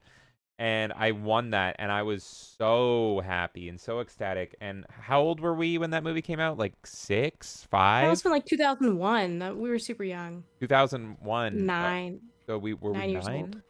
Must have been. Oh my God. But yeah, It could have been earlier. I don't remember. I It's like feel like 1999 to 2001, right? There's like the yeah, Pokemon I movie. feel like it might have been earlier because I remember walking out with this plaque, and it was bigger than me. And so it was like tall, and I was always a tall kid. And so it's like taller than me, and I'm walking out with this, and it's my most prized possession.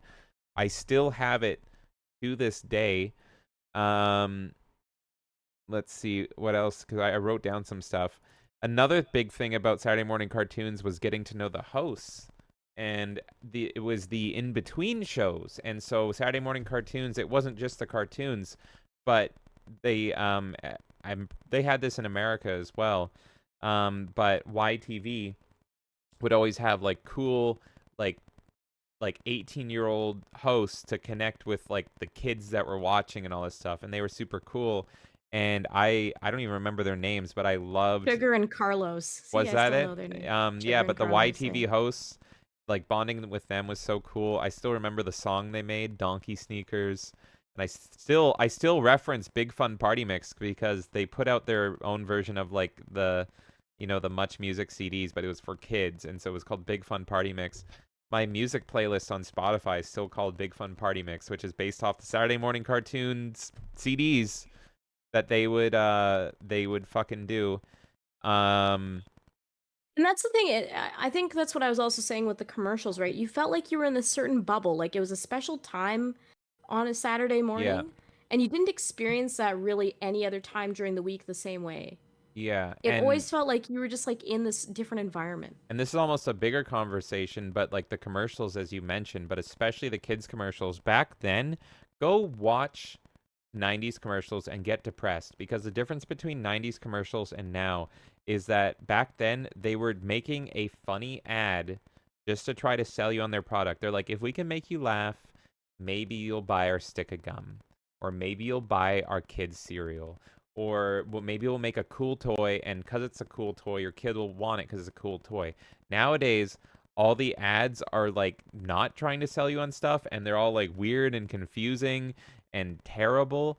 And I've said this before, but I've literally thrown parties where all we have running in the background while we drink is 90s ads, and everyone comes up to me and is like, man, I'm depressed. Like, I remember this, and I thought the ads were annoying back then, and now I miss them because they're so innocent, and it's just like, this ad's funny, and I can enjoy this, and I can't buy the burger that goes with that anymore.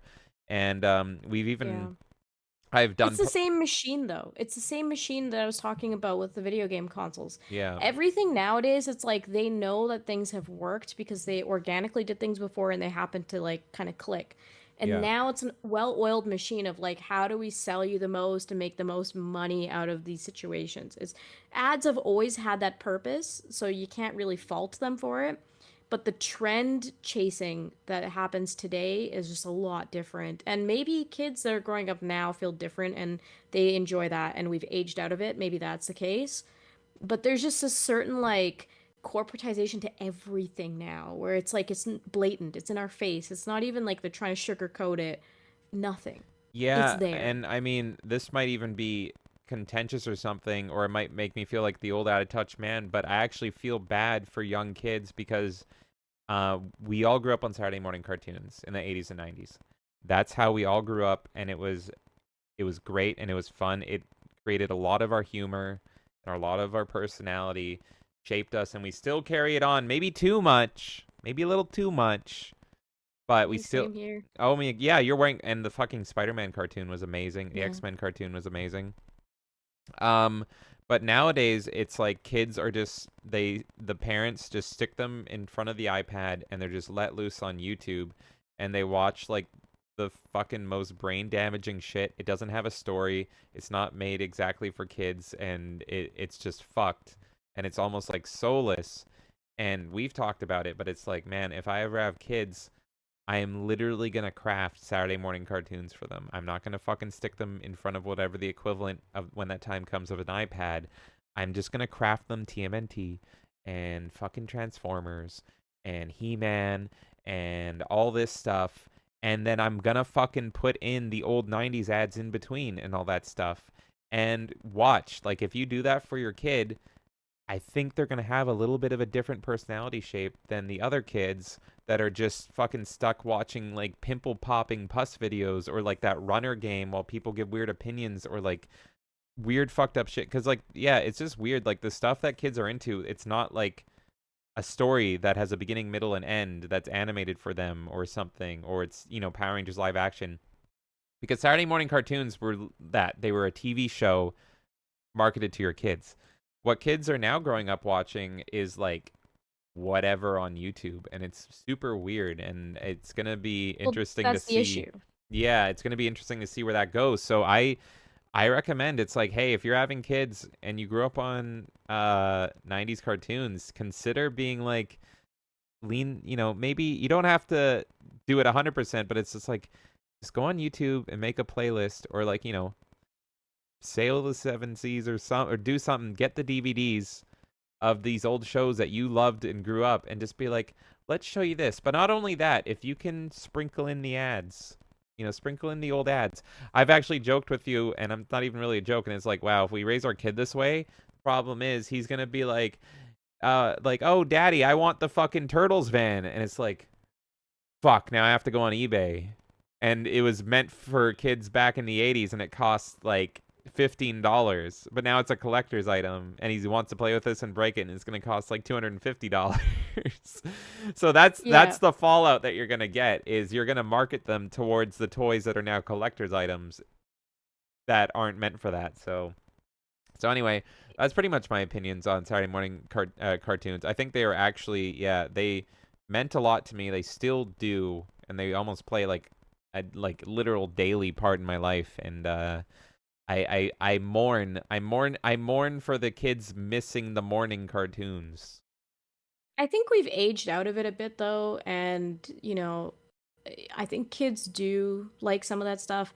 But again, this is an internet issue, right? Like what kids could access before versus now is completely different, right? And Yeah. even like when we were growing up, we were slowly entering that era, and I'm sure like there's things that the generation before us would never even have dreamed of like doing, right? We were able to do all that stuff. So Yeah. I have to wonder if like people growing up a few generations before us feel the same way that we now do about this as well. But I always think about that and I go, yeah, but it's such a drastic and quick change. That's the difference. You go, yeah, but the difference is we're right.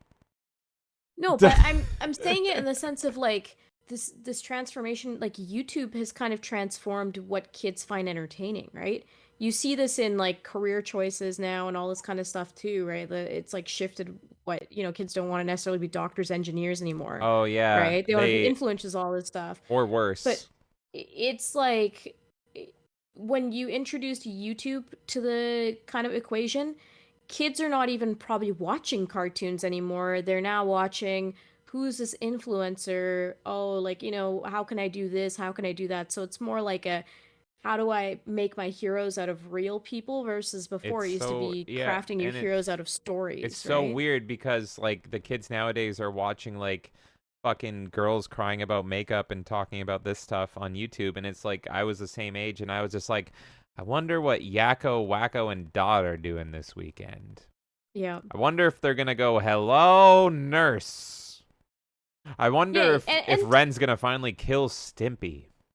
you're mentioning Animaniacs and Ren and Stimpy. Guess what? Adult themes in it. So it's not like we were sheltered from the adult themes either. Like Yeah, it that was sprinkled in it a lot of in. the stuff we watched. Yeah, But the difference is that you're idolizing just regular people versus we were idolizing crafted characters yeah, in like settings that were not real. Like, and yeah, now it's yeah. like you're just looking at real life, and that's probably aging kids way sooner. And So depressing them probably. eh, Like, I mean, that it's yeah, it was such an important escapism, like Saturday morning yeah, cartoons, because if you were sad or, maybe you didn't have the best life, as long as you had cable, you at least you had something, right? You had something to look forward to, and you could. And this is getting so depressing, but that's fine.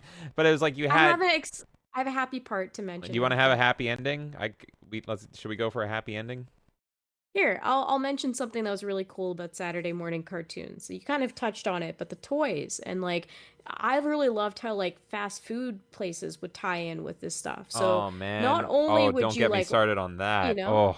but not only would you watch the cartoon on a Saturday, let's even use like a simple example like the Burger King Pokemon toys. Those were Yo, fucking my cool, God. Yeah. right? Happy Meals, all that stuff. And then like the Ronald McDonald ads going along with your Saturday morning cartoon. And I learned recently, I was like, why did Ronald McDonald and all the mascots and everything go away? And it was pretty much because of public pressure because they thought you were using those mascots to turn kids fat. And it was like, yeah, damn straight. And I fucking loved it too. I wouldn't have traded it for a damn thing. And like right now in the States, Grimace is having his birthday, and there's a little semblance of that mascot charm back.